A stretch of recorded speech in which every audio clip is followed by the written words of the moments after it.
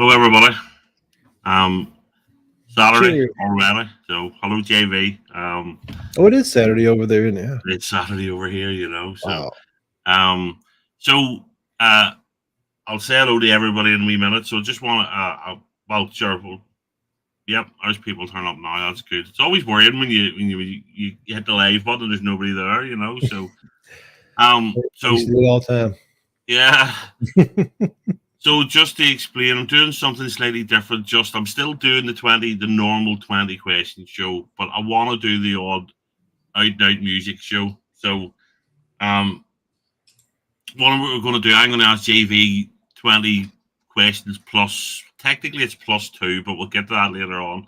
But they're all music based. So, and in the process, JV's going to pick a super group.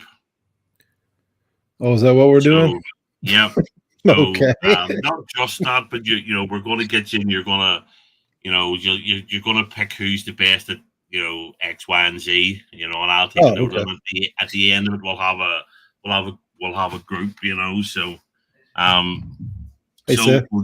we'll just notice Seth's Yeah. icon there. He's got the Kansas City, Chiefs. or Go Chiefs. or is it not the Taylor Swift Chiefs these days? I haven't heard that already. I know I'm not even a fan, and I It's hate terrible. it. Yeah, you can't see anything about the Super Bowl without her being in it, and then you get all the conspiracy theories. You're only in it because of Taylor Swift and stuff. Right. Oh, shut up! So I've been a fan since I was a little kid. And I know. No, but there's the conspiracy theory doing the rounds that the NFL's fixed it to get more views or Chiefs something. to the Super Bowl and win it to make her bigger so she can support Joe Biden. Oh my gosh. Okay. She's Well, yeah, I know the world's going mad, So we'll just say hello to a few people and then we'll start. So hello, Ali. Ali. Ali, we saw the stuff you sent Daniel. Sorry, my mind like this. You sent Daniel some really cool stuff and chocolate and stuff. So far, play there. Awesome. Hello, Miss Piggy. Miss Piggy. How you doing, Miss Piggy? Hope you're having a good one. Angie. Hello, Angela. Hello, Mrs. Mason. Doesn't like that anymore. Seth. Hello, Seth. Yes, go Chiefs. I was contemplating taking Monday off to stay and watch. I've never watched the Super Bowl, but then I realized it's American football. There's no point. But now I can't have a meeting on Monday, so I have to go into work, so I can't take it off anyway. So, but still, I would like the Chiefs to win. So. Oh, awesome! I hope they. If we don't, it still made a good run. I mean, oh, absolutely, because for a while there, it wasn't looking good for any of us, So, yeah. Hello, Dave. Hey, Dave. How you doing, Dave? Logan Seth, and I think we've got. Oh, there's Joey turning up. Hello, Joey. Blake just showed up. Joey showed up. Hey, Joey. Hey, Blake. Hi, Sam. Oh, Samantha's here. Hey.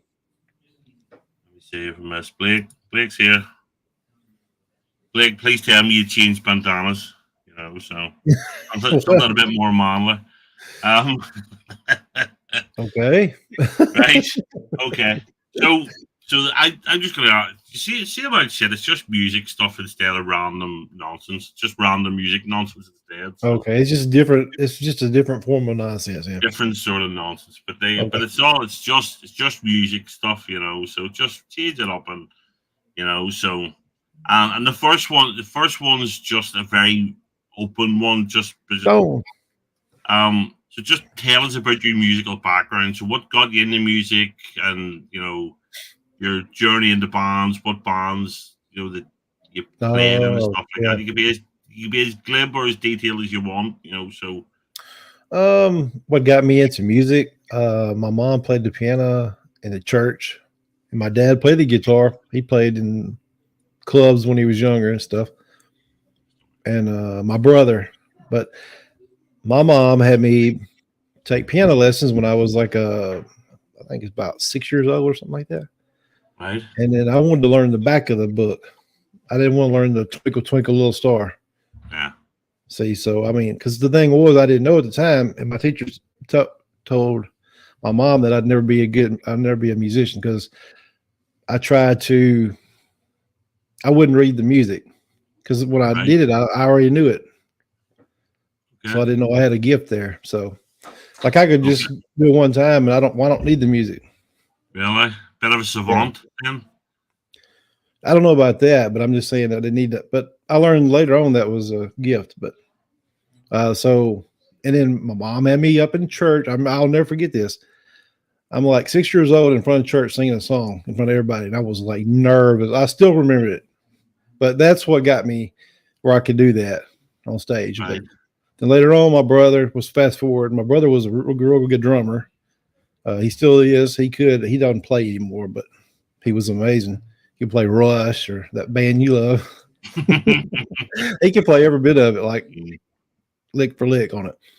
And then he was dabbling with the guitar. He was like 15 years older than me, way older than me.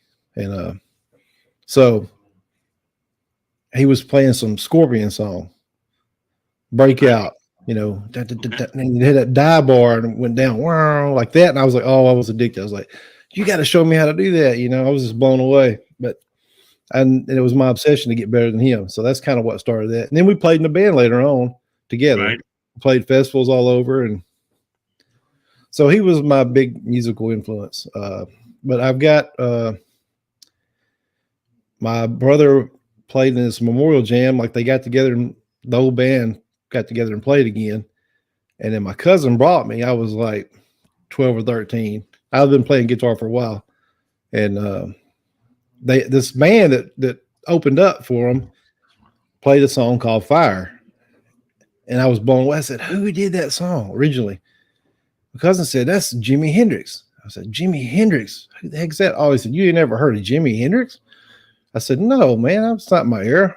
So he's like, here's a cassette, listen to it. I wore it out. It had no writing when I gave it back to him. He didn't even want it back. He said, but that's what inspired me. I listened to it over and over and over, just like sitting there learning it. So that was my first real influence, in the AC/DC, of course. And I just wanted to get real good at the guitar. I was obsessed with it. I'd practice 8 hours a day during the summertime. So that's and I didn't really do the singing till later. I did the harmony. My brother always sang lead. Right. I would do the backup. I would do the harmony right now, with anybody.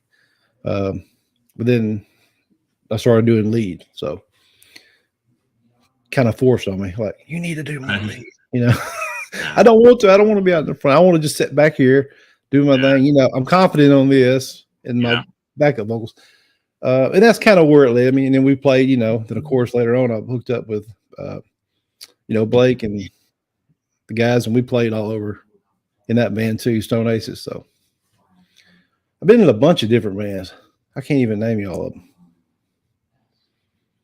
Yeah, well, I know you went with Aubrey and all that, So yeah. How long were the Stone Aces going?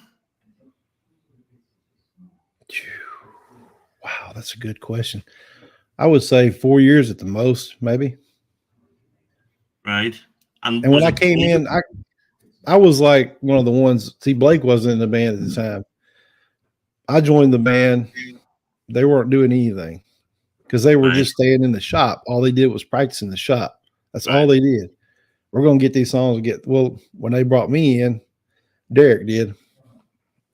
He's a real good singer, though. He just didn't have confidence. Really good singer, country singer. But so they brought me in, and he thought I'd revive it, and we did, but it revived it so much because I'm more structured. I'm like, let's do this. We got to get a set list. We got to do this. We got to do this. Then we're going to play out. And they were like, no way, so that's how that band got started. Then he left, and then we just had to do all the singing. We split all the singing up, and it was fun. But I brought Blake in to play keyboard and I bass sometimes. So, but we had a good run. Yeah, so what brought it to an end then? Was it COVID? Was it? No, my mom, actually my mother, she got real bad sick. Right.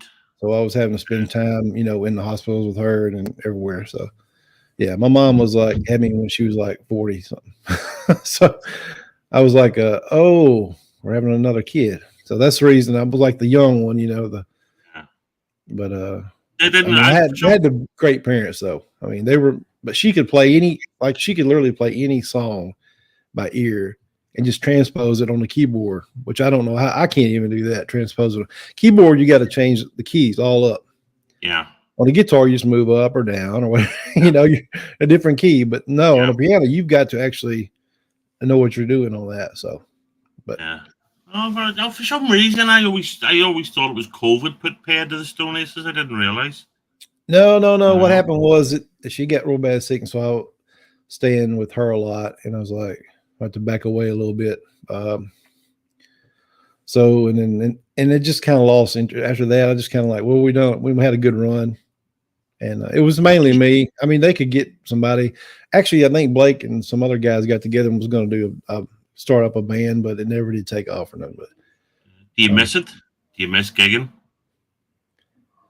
Yeah, I do miss it, but it's a lot of work. I was usually the one that had to worry about the sound system. I'm like Thrax on it. Yeah. So a lot of work. Band with you. Now, obviously, I only know someone, but and I don't want to name Aubrey and Blake, but bearing in mind I know who's in the band with you, I could imagine you doing the bulk of the work. No. Oh, they did their fair share, but I was like the technical guy. I'm the one who knew how to run the sound, hook it all up, and so it just kind of gravitated towards me on that, and it just gets to be like a lot of work. So when you're playing out and you're just having to hook it up and unhook it, and I don't know.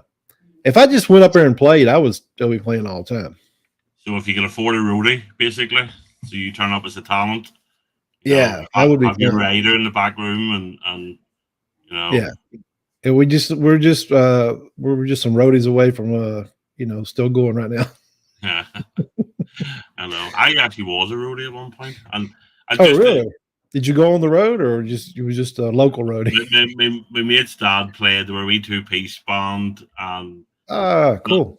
Billy couldn't. I'm still at school, but Billy couldn't. The big speakers, he couldn't cope with them. So I would turn up and I'd carry the stuff in, help him set up, and then I just set up the stairs out of the road and then help him pack up at the end of the night. But it just got to be a bit of a pain in the end, So even you know what I'm talking about. Then that's a lot of work to that. Well, I mean, I wasn't worrying about the sound. I was physically carrying stuff in and out and packing the car and stuff for him, and the big speakers and the big speaker stands and all that there. I'd help him carry. He was a keyboard player.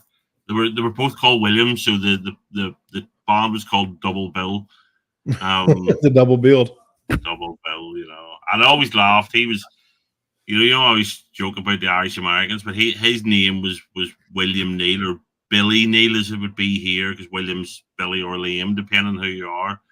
Oh, so okay. he was Billy Neil here. That would over here would just Protestant or Unionist or whatever. And British, not Irish. But when he went to America every summer to play, he became Liam O'Neill. He did the Irish accent and went for the out and out Irish name. He charged whatever he wanted. He literally used to come home with a fortune. Oh, wow. His wife eventually put paid to that, as wives do sometimes. So, his wives sometimes put a clamp on this stuff like that. So bearing all that in mind, then, so what were your biggest musical influences? Was it the family? Was it? First off, it was, and then my dad listened to. He was a big. He loved country music, so I wouldn't have none of that.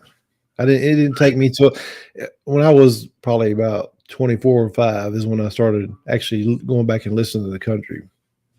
Right. Like, I didn't want to listen to that joke because that's what my dad listened to. So, yeah. My brother was probably my biggest influence because I wanted to be better than him. And I don't know why but better than him, but also he inspired me to play, because he was good. I mean, he could have been amazing guitar player too, but he just, you can't, it's hard to do all of it, he's really, really good drums. So You could do Well, most instruments. I've seen you doing most instruments. I very nearly when I went on the Amazon tonight and had a look because somebody was messing about with one on the comedy show. The wee stylophone. hmm. Remember those? And I Yeah. was looking at it, and my first thought was JV could make that sound like music. You know. Yeah, I used to drive my wife nuts going whenever the kids were my boy was growing up when I tell you what. they What go you into the really store, should the do. toy store, and I'd be playing Yeah. the toys instrument over there. Have the little guitar go shredding on there like people looking, what the heck? Get one of the is it pheromones? They call it the one with it's just it's the movement of the air. I Yeah, think you're talking about thereem or whatever. it's not pheromone because that's a chemical thing, but you know what I mean. It's what you can make the Star Trek sound Yeah, with. yeah, yeah, yeah. Yeah, That's the way like on Good Vibrations by the Beach Boys. yeah. I thought it was thereem, and I thought that's how That's not you Star Trek again. huh? Did you not just do Star Trek again there by accident? So. No, no, no. You've heard Good Vibration by the Beach Boys? Oh, absolutely, absolutely. That's what I'm talking about. That part there. That was So what you, what about music? I don't play it. So your family got you into music in the first place, but by avoiding what the country and stuff, and then and all. But so what? So Hendrix was an early influence. So what else then? Like I said, AC/DC, all the blues artists. I got real heavily in the blues. Like BB King, you know, I was wanting to learn all that. Billy Gibbons from ZZ Top. Yeah. He was a big influence on me. Of course, all the rock, all the kind of the hair bands at the day when I was growing. And then, Iron Maiden and Metallica, of course, later on. Yeah. Just those bands like that. But I mean, I listen to anything. I love music. So I try to find the good in all of it. Like what is good about this, Yeah. See, there's very little music that I'm completely closed off to. I think a lot of music can, even stuff I just, even certain genres that I despise, every now Yeah. and again, there'll be something that's just really good. I'm not, Yeah. I can't stand hip hop and rap and all, but I've heard a Dr. Dre song that's really good. I've heard Snoop doing something that's really good. I've heard Eminem or Tom McDonald or there's other guys. There was a British guy went under the name of the Streets, was doing that sort of thing, but it was a sort of a more slow raps, maybe not even, but it's that sort of style, and I really liked him for a while. So, but, yeah. Do you like Post Malone? That's the last one that I liked. I don't know an awful lot about him, I know who he is more than what he does, No, Flash, they don't. We agreed they don't. The best. I don't know. No, this isn't your show. You can't overrule me tonight. Oh, okay. I'll wait till you're on my show. Right. So, okay. Question 3 then. So this isn't who fronts your supergroup. So the slightly different. I've worded a couple of questions similar but different, and hopefully it'll come apparent why. So, who's the best vocalist in music? I don't mean current. I mean, who do you think's the best vocalist? It could be somebody that's long dead or somebody that's just up and coming. But who do you think's the best vocalist? Wow, that's hard.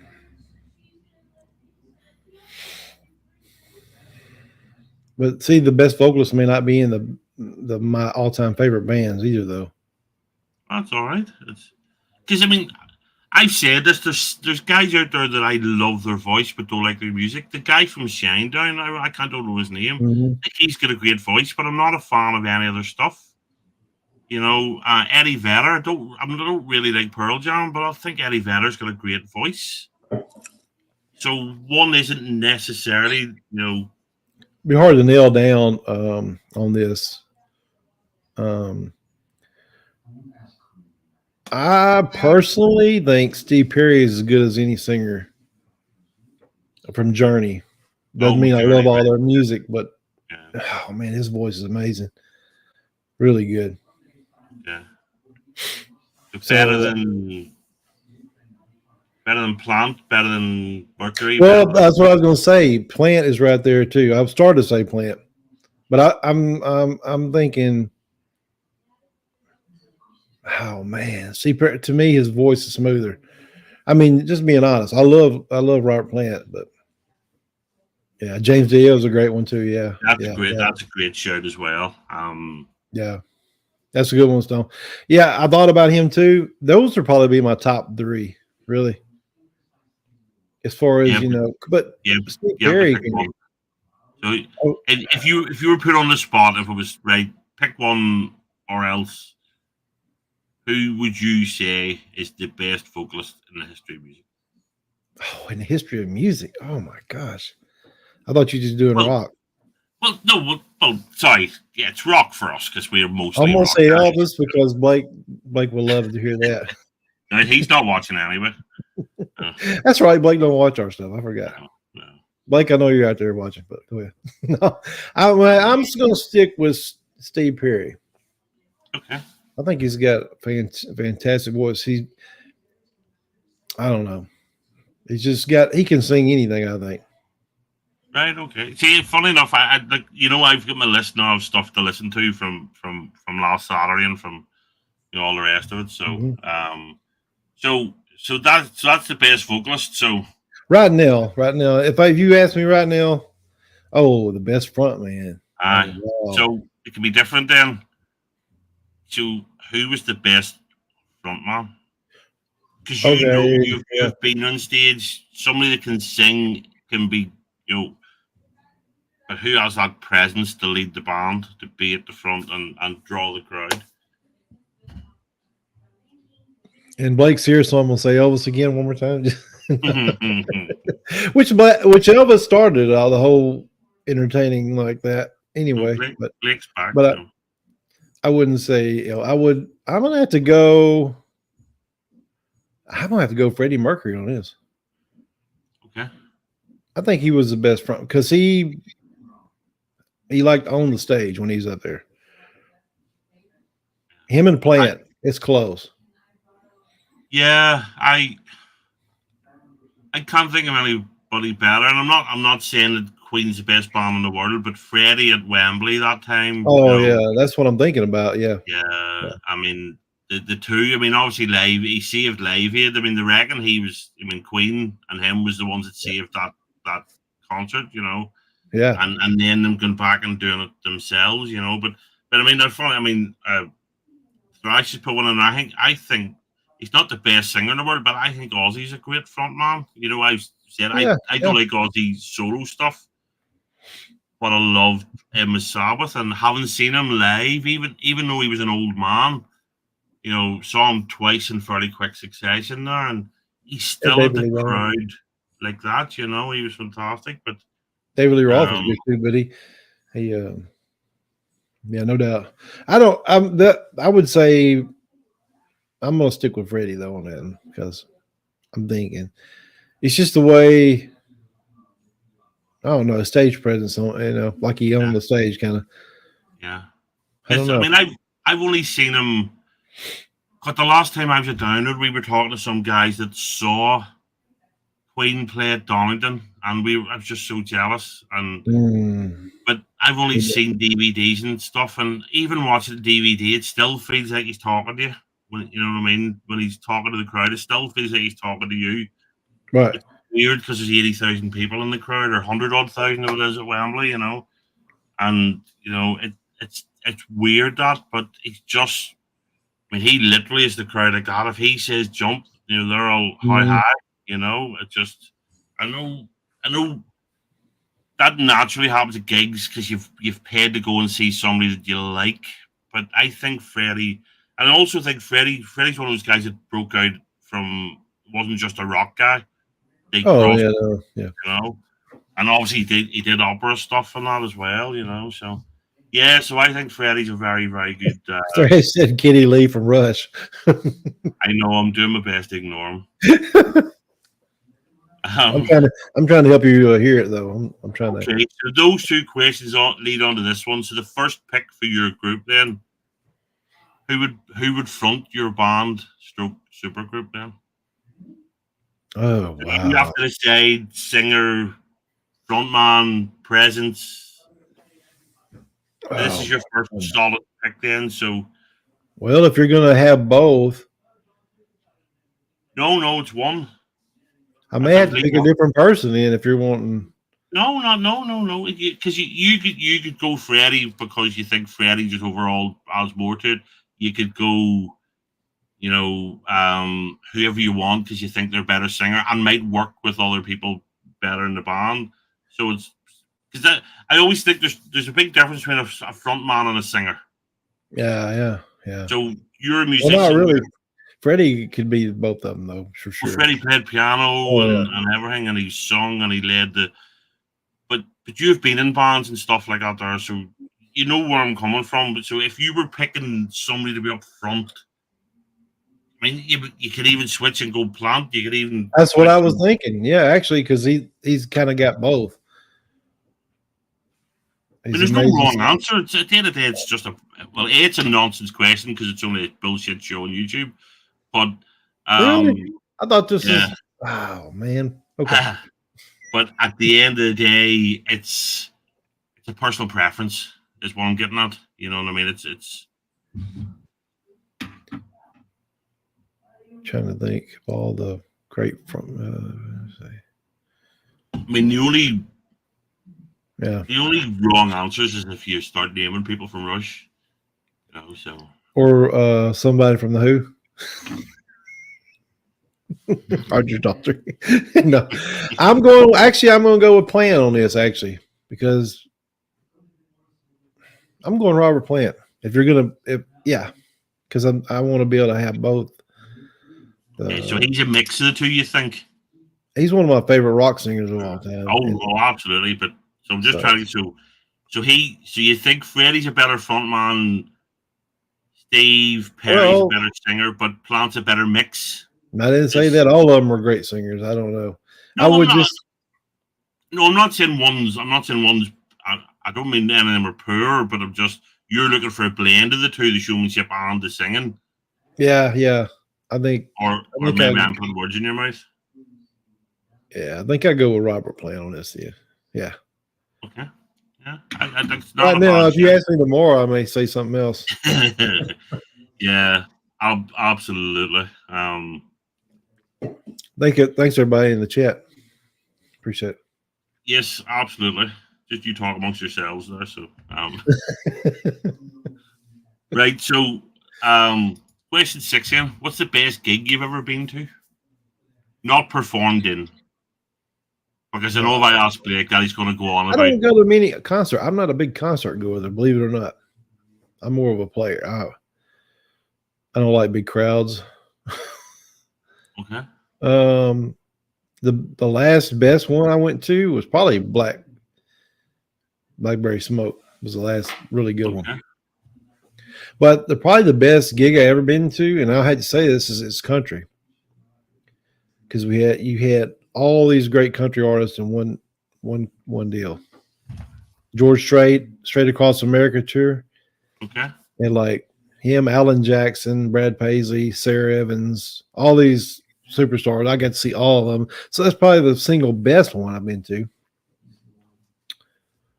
Truth be told, because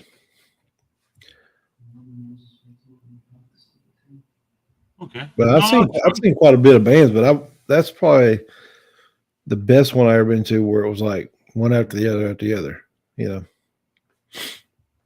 But yeah, it's tough. You know me, I go to as many as I can. Funny enough, just bought tickets for Stiff Little Fingers again, because they were fantastic last year, But we don't get an awful lot to come here, so last year was good. It seemed like a lot, but this year there's next to nothing again, So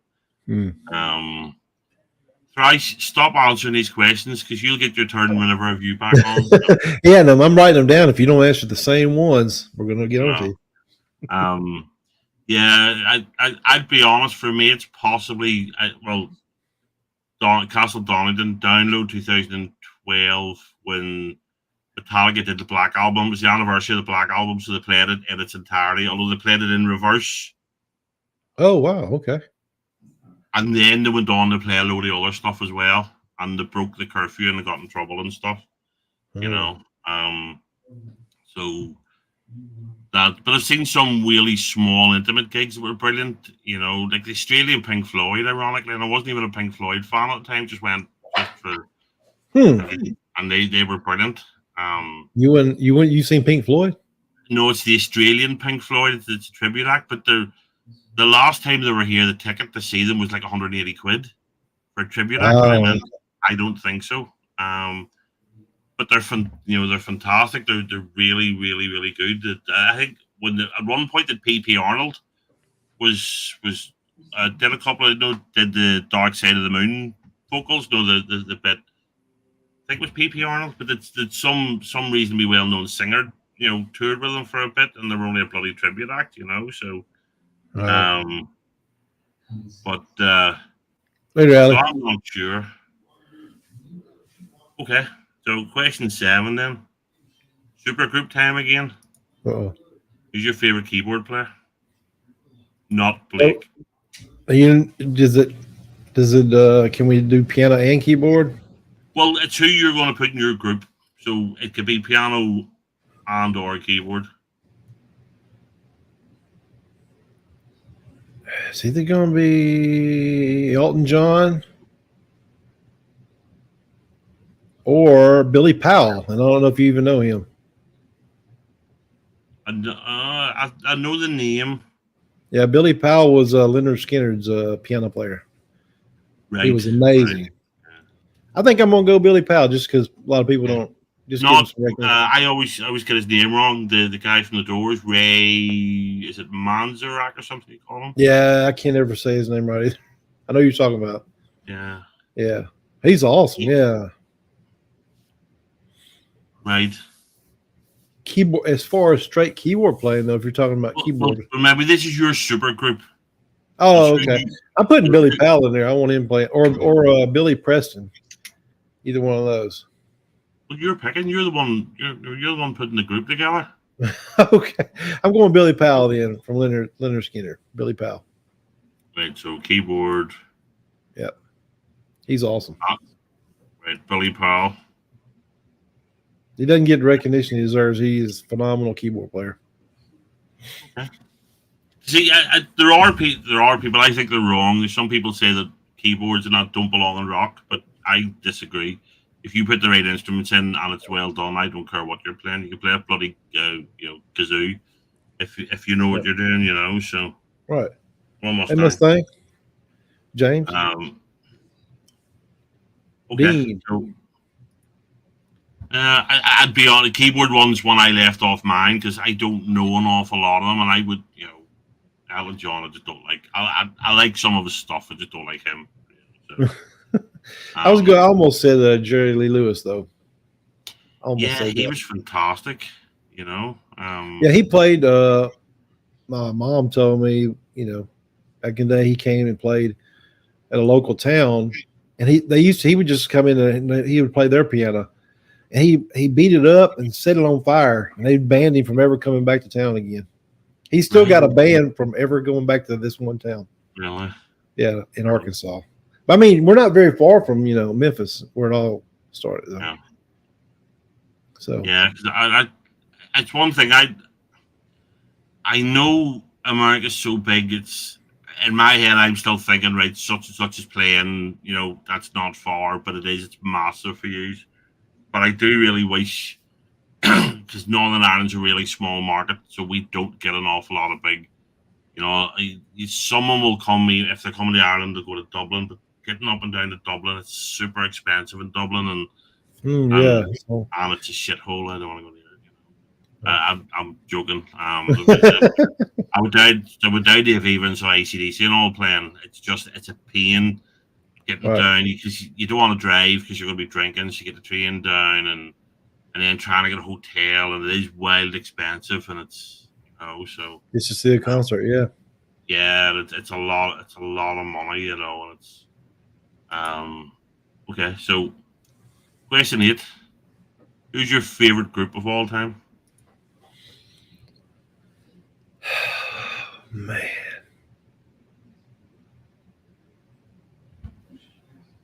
Now I know that I know this changes because if you ask me this today, I'll say one band. If you ask me it, next week, it still won't be Rush. Yeah. The Beatles are up there, believe it or not. Favorite band of all time. There's me thinking you'd go for Frankie Valli and the Four Seasons. Hey, they had some good stuff. Oh, I know. Yeah. That's just stuff my mum listened to. Ragdoll. You ever heard that song? I think so. My mum used to listen to them when I was a kid. And I listen to everything. I go back and listen to the old stuff, and just to hear it, It's either gonna be Led Zeppelin or the Beatles. Okay. And today I'm leaning towards Led Zeppelin more. But if you'd asked me yesterday, I may have said the Beatles. or Black Sabbath or AC/DC, it could change, but right now I'm in a Led Zeppelin mood. I don't know why. Yeah, I think a lot of it just depends when you're asked what mood you're in, because I know we always joke about the Beatles and the Queen and all because of our because the night we did the thing when I did say at the time, it's just at that point I'm more of a Queen fan than a Beatles fan. I love the Beatles, so I get you completely. It's just it's the mood you're in when you're asked, really. Exactly. Yeah. So Zeppelin, and I only get into Zeppelin in my old age. I mean, I was really. You didn't care for Zeppelin? I liked Stairway to Heaven. I liked the odd song. I had their greatest hits, but that was it. It was ironically when they remastered the albums and they spent a couple of years remastering them, and then I just it was on Amazon one night, and sure, I'll get it. I had them all in the basket, and I'll take them all out because you don't really like them. I'll just order Zep one, came, put it on, blew me away. They just put the album on. That's the other thing as well. I think they're an album. They're an album band. That song, Communication Breakdown, and all those songs are fun to play too. Right. Okay. Page was a brilliant songwriter. Well, he may have stole some of them, but yeah. We're not going to talk about that, but no. Hello, Raven. Yeah. So I in my relative old age, I love Zeppelin the bits now, But at that point, it was just very much. I should have said Rush. Dang it. Yeah. Oh, here, Stoney. I have the Bad News album. It's there's Rick Mayo. One of the only celebrities that died that I was genuinely upset about because he was fantastic. But they did. It was sort of like a Spinal Tap sort of thing. But and they did. I'll find you a link. I'll send you a link at some point. So, but I love those. But yeah, I have the album there somewhere. Adrian Edmondson and it was all the guys from the Young Ones and all. You remember the Young Ones, don't you? The British comedy, the students. No? Yeah, I've seen a couple episodes. I need to go watch them. Very, very, very old. It hasn't held up that well, but they did all sorts of comedy stuff. And one of the things was a rock band. Is that the one where they all lived in I don't know. I was like a Maggie student accommodation out in Maggie House with the direct, but they were, I'll have to see if I can find something about that on YouTube and send you the link because it's daft. It's 40-odd-year-old and it's just them. It's a very it's sort of Spinal Tap-esque, but I found funnier because I wasn't a fan of the Spinal Tap films, or film. Have you the guy that I can't remember his name now that did Spinal Tap? He was on Laverne and Shirley though. Yeah, he played Lenny, but they actually had a band called Lenny and the Squigtones.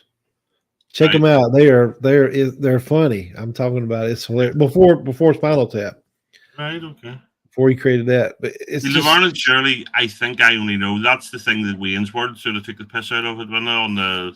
yeah. Okay. Yeah, Yeah. it ain't a super great show or nothing. I mean, but I mean that somebody told me about that, and I said I've never heard of that. Lenny and the Squigtones. But they do like they're making fun of doo wop kind of, and Right. the lyrics are hilarious, man. There's some funny lyrics. It's weird. I've never been a fan of comedy. I love Steel Panther, but I've never been a fan of comedy music. But you know, I think it's slightly different because Steel Panther aren't trying to write jokes into the lyrics. You know, they're just writing off sort of hair metal stuff. But I don't know, when you get people that fly to the Concords and things like that, I have friends that love it, and I'm like, God, this is boring. I think it's very clever to do, but yeah, you know. So okay then. So question 9: who's the best songwriter of all time? Either Hank Williams or Bob Dylan. Okay. It's probably one of those two. In my opinion. That's just my opinion. Or the Beatles. They wrote some of the best songs too. John Lennon, Paul McCartney. I'm still going to go with Bob Dylan, even though a lot of people hate his voice and everything, and you just have to look past that. But he had some of the best songs. He wrote some of the best songs that ever been written, in my opinion. See, I love Bob Dylan. Love early Bob Dylan. Yeah, and certainly it's the first name popped into my head when I was thinking about the question. Although, to be honest, Paul McCartney, I think McCartney more than Lennon, because when you analyze the songs that he wrote, I think his were better. You know, because when they break them down into who wrote what, you know, so. I'll look at the chat. I know I told you I'm just. Can one of the mods just block thrice to get it over? Rush Raid. There you go. Yeah, I'm going Bob Dylan on this one. Yeah. Okay. Totally. Yes. Look, I mean, the right was what was the album he did at 17? Blood on the Tracks or whatever it was. Yeah, Blood on the Tracks. He had Blind on Blind. Yeah. Highway 63 Revisited. Is that name it? Yeah. But that one, the right all Desire is a great album. If you've never heard it, it's freaking awesome. It's the one that's he's got a violin or fiddle player on it. Right, okay. It's kind of like a Western type or like a Spanish type. I actually really like his voice. I know it's weird because I don't have nothing wrong with it. His voice suits his songs, you know. So, but it changed over time. It changed a lot over time. Now, Nashville Skyline was a great album too, but he sounds totally different on that than any other albums. He actually sang with Johnny Cash on that album. Okay. That's the one that had "Lay Lady Lay," that song. Right. Okay. Okay, but that you hear that's totally different. He tried to change it for some reason on that album. Yeah, there's no point. Yeah, because I think that's an art form. I think I've said this before. There's people that sing stuff and it doesn't suit their voice. I think it's the biggest trick in the world for a musician to get a song that suits their voice. You know, and it must be hard that if you can, you know, just because you're a good musician and you love a certain song, but sometimes it just doesn't suit. No, it's better to scrap it if you're going to do it. And I think, but I also think sometimes you need somebody around you that goes, look, I tell you what it is, JV, you know, you're great and all that there, but that song just doesn't. That one doesn't suit you, you know. Rather, you know, and I think it's part of the problem. You get, especially some of the bigger stars, people are afraid to say no to them or to be critical of them, and which is weird, you know. So, but yeah, I think that's important. So Bob Dylan, it's a good shout, you know. So, So back to your supergroup then. Who's the best bass player of all time? Again, who would you put in your band? Ooh, best bass player. Oh, I'd probably say Victor Wooten is probably the best bass player, but I don't know if I'd want him in my band. He'd be playing so many different bass lines or something. I would actually put Flea in there. Okay. Flea is a good. I didn't even consider him, to be honest. Yeah, I'm going with Flea because he can add a little bit of a slap bass in there and a little bit. He can play any style though, so I'm going Flea on that one. I think. Right, not Paul McCartney. No, I'm trying the Led Zeppelin. John Entwistle is a good one too, though. Yeah. For the Who, he would be probably my second one, but he's probably the better one. But you're asking me who I'd want to put. I think Flea would be a good one to have in the band, though. Geezer Butler, Geezer. Yeah, did I don't know if they made it over there. Did you ever hear a band called Level 42? No, never heard of him. The frontman of that he was called Thunder Thumbs. That was his nickname because he. Yeah. I've heard of him before. Yeah, he's awesome. They. I'm just struggling. You know me with names, and he's. I've heard of him, but I have not heard of the band. That band you're saying. I can't remember his real name, but I just always remembered him. Level 42. They were big here in the I suppose the 90s, and he was Jaco Pastorius. Yeah, that's a great. Oh my goodness. Yeah, Geddy Lee too. Yeah, Geddy Lee would be. He's hard to beat on the bass. I think yeah, Geezer Butler. Mm-hmm. Yeah, so I'll go with Flea on this one. I'm going with Flea. I have locked in my answer. Yeah, there you go, Stoney's Mark King. Level 42. I mean, their music, I liked it when I was younger, but then sort of went off it, but he was very, very, very good at it, so Cliff Burton, Cliff Burton, yeah. Cliff Burton. I put Cliff Burton in mine actually, but that's just because I was slightly biased as this was Metallica stuff, so yeah, there's some real good names coming in there. Yeah, fair play, everybody throwing them names in because there's some smashing players there. So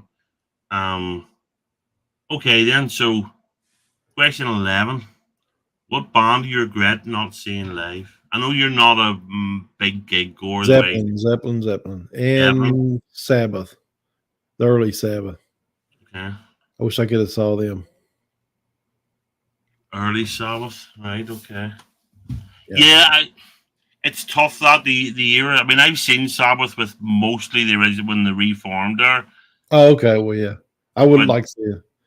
Yeah, I think you're right. I think Zepp would be up. My friend Wesley, who Joey met, he saw Led Zeppelin play Earl's Court in the 70s, and every time we're out, we just fuck you, Wesley, because he got to see Zeppelin in their pomp at Earl's Court. It's one of those favorites. It's on DVD. You can buy the thing on DVD, and Wesley was at it, and it's crazy. Yeah, that's who it would be. Or the Beatles too. Yeah, the Beatles would be.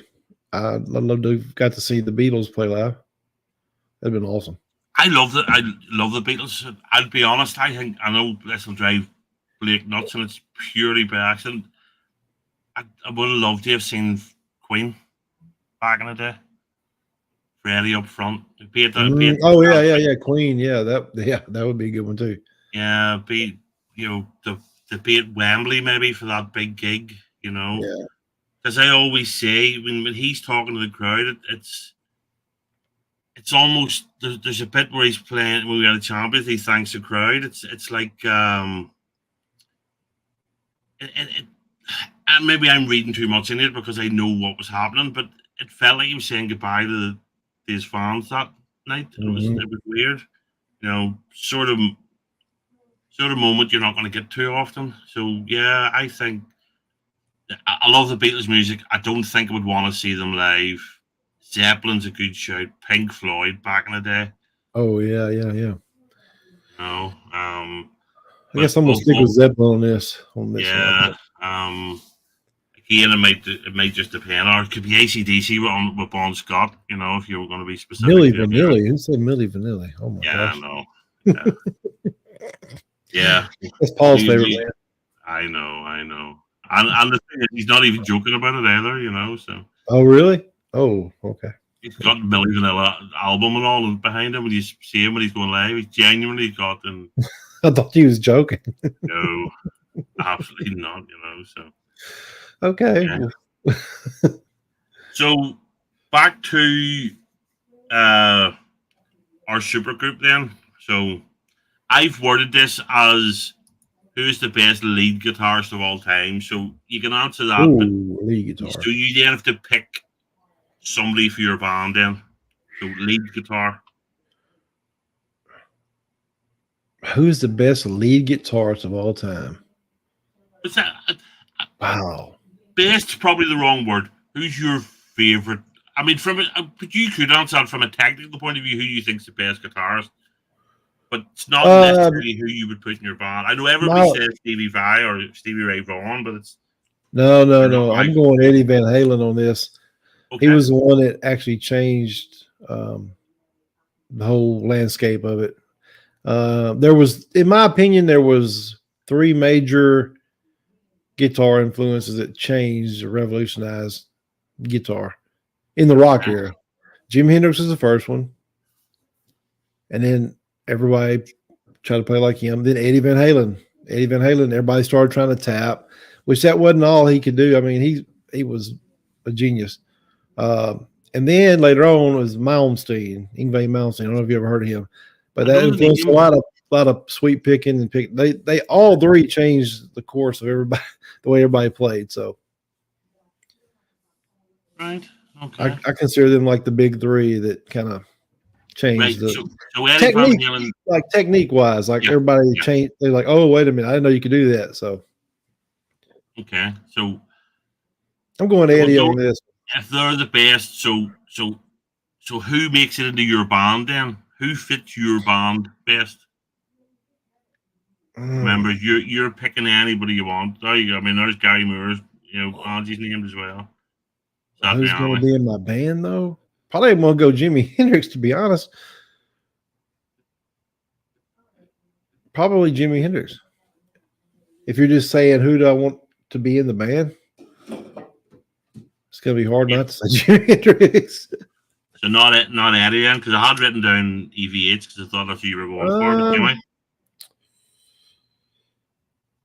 Well, you asked the best. I think Eddie set the bar real high. I mean, you can play his stuff. It's just that he was very inventive of what he did. So people can copy him now. I mean, you can do whatever, but to come up with it, that's the brilliant part of it. Yeah. Yeah. I mean, I've said this before.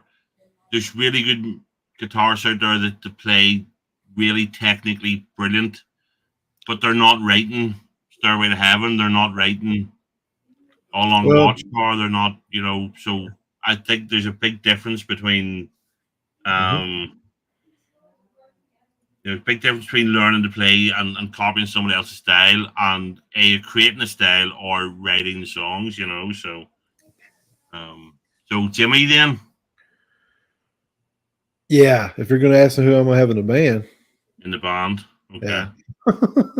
Okay, so let's. Sometimes you don't want all that lead in like that. You want a bluesier type lead in the band. Yeah. Depends on what you're trying to do. Yeah, like I say, it depends what you're going for. So, right then, so who's the best rhythm guitarist then? And then ultimately, who would you pick and put in your band? Best rhythm. And he plays the lead. I'd have to go to Chuck Berry on this though, because he's solid on. I mean, like solid rhythm, like he's just solid in the pocket. Yeah. Malcolm Young. Rhythm. But he's the lead too, though. But no, Malcolm Young. Oh, Malcolm Young's amazing, yeah. But I mean, was he not rhythm? Yeah. He not the rhythm, and Angus was the lead. Yeah, but I mean, I don't know. That's a good one. The best rhythm guitarist of all time, Chet Atkins is up there. But you want to stick with rock, or we're building a rock No, band? anybody you want, you know.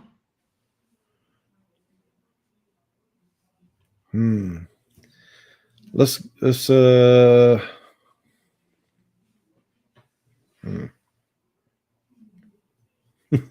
good question. Best rhythm. If I was going to put somebody on rhythm, I'd put Chuck Berry on rhythm. Okay. I mean, he's not a rhythm, but I mean, if I can pick who I want to put on rhythm, yeah, because he's solid. I mean, just in the pocket. Okay. Chuck Berry. I know that's a weird setup already. No, look, it's old classic rock and roll. You know what I mean? So, okay. So we think he's the best, and who you would want in the band, or you think he just right. Chuck Berry. Yeah, because I mean, I think you can get some individuals that are really, really good, but maybe won't gel well in a band. I think Right. There's been loads of times that happen. Bandmates just clash because somebody wants to be, let's face it, the king of the band, and look at the big I am, and you have to ego. Yeah, absolutely. So, okay then. So, I know this one. I know you got a bit of pushback on this one. So, let's fill out the band. Then I think this is the last pick for the band. Who's the best drummer of all time? And then ultimately, who do you put in? So they don't necessarily need to be the same thing. I'm going Neil Peart from Rush, no doubt. As the best? Yes, best drummer. Yes. Okay. Why? What makes him stand out over everybody else? Because he can go from one signature to the other and never flinch. Like he can be hitting on different rhythms with his different parts, just like at the same time. It's not humanly possible. It's like, how are you doing this? You know what I'm saying? So he's better than the likes of John Bonham or Keith Moon, or no, I'm not saying I mean, John Bonham for his time was an awesome drummer, but he took it to another level. I think his technical skill is amazing. Okay. Precision, like just crazy. The odd time signatures, he can interweave regular, 4/4 to 7/8 time and to straight back to not even ever mess up. Like, what in the world? Just crazy. And he'll have like on his, he'll have the little roto times that you can turn. He'll play all them in the chimes and all at the same time. Like, it's all musical, man. It's just crazy. Okay, so he's who you'd put in your band in as well.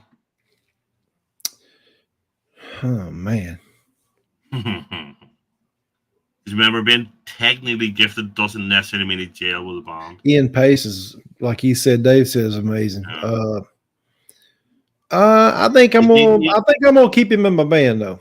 I think I am. Right, and say his name again, because I know somebody complained that you were mispronouncing it on your video. It's Neil Peart. Yeah, it's not. Yeah. They used to pronounce it Peart all the time, but it's Peart. Yeah. Right, even there was a video of him explaining it like it was a comedy skit. And they were like, "That's Neil Peart," and he said, "They come out and they're like, no, actually, his name is pronounced Peart." And he said, "No, it's not." And he was telling. He said, "I think he knows how he says his name." Geddy Lee was like, "I think he knows how he wants his name being said." Yeah. They're like, "Oh." Okay, so for drummer, you're going for the overly pretentious, not very rocky Neil Peart, then. Yeah, I'm going with Neil Peart. Yeah. See, because. Yeah, because he can play. Now he can play any of it. He could play the whatever style you want. That's what I'm saying. He can go to the most complex stuff, or he can play basic. That's what he's good at. He can do any of it. Okay, no, fine. Look, I'm joking. I know he's fantastic. I just can't stand the band, but I know he's He's a very, very, very good drummer. I know And that. he's he's a great lyricist too. Also, right. Oh, so he's helping write the songs. he's the one that writes all the lyrics. Yeah, and the lyrics are really good. That's unusual because I mean, everybody knows that drummers are just field musicians, you know. So for him to be that technically gifted and contribute to he was the lyrics and stuff is unusual. He was always reading. He was a real smart guy. Okay. Yeah. Do you remember when Rock Band? Remember the video game Rock Band? I never played it, but I know what it was. I mean, you know the video game where you had the little drum set and they were up there. Did you see the video of Rush trying to play their songs on that? No. Yeah, Neil Peart was playing it so hard he broke the drums in about 10 seconds, and he's like, "I give up. I can't." He couldn't even score like 20% on it or whatever. Really?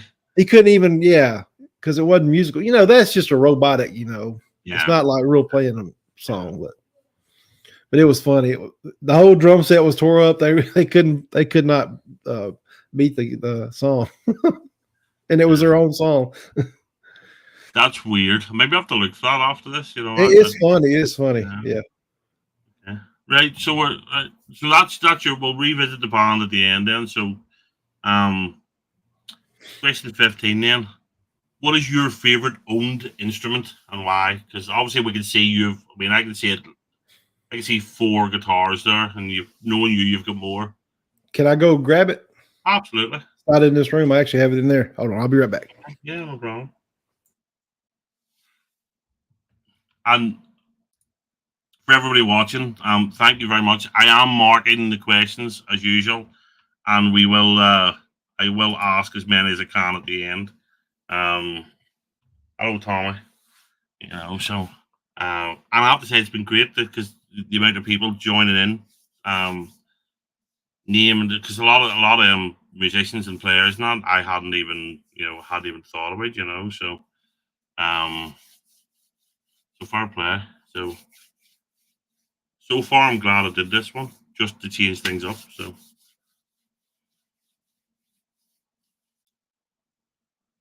I don't know about kazoos. Like I say, I did very nearly buy a stylophone off Amazon earlier, just because I think it was Jimmy Carr was messing about with it on the 8 out of 10 cats, and I thought, you know, I have to get one of those, but they're not super dear, but they're too dear to just buy and mess about with once and then throw out. So, okay, sorry. So you need to explain it to us ordinary, you know, mere mortals. I know there's a few watching that'll know exactly what you're. It's a Music Man, Ernie Ball, Luke 3. Okay. Steve Luke, their model. And the reason I like it, there's a bunch of reasons. First off, it never goes out of tune. There's no locking bar on it. You don't have locking nuts on it. It's a standard, but the tuner's lock. See that? And Ernie Balls? Yeah. I didn't know they did guitars. I know they do strings. Oh, they do some of the best guitars there. But it's a Music Man product. These right here turn, and they tighten on the string goes through there, and it tightens. Also, look at the back. See how they don't coat it? Yeah. So it's like gunstock wax and gunstock oil. Okay. So it's real smooth. You don't. And the pickup pattern, I like the humbucker single. Okay. It's got a push. Right here, you can do a boost. You just push that, and you get 12 dB boost. So you can play a solo right there. It's really awesome. But yeah, that's my favorite one. And plus, it's got what they call a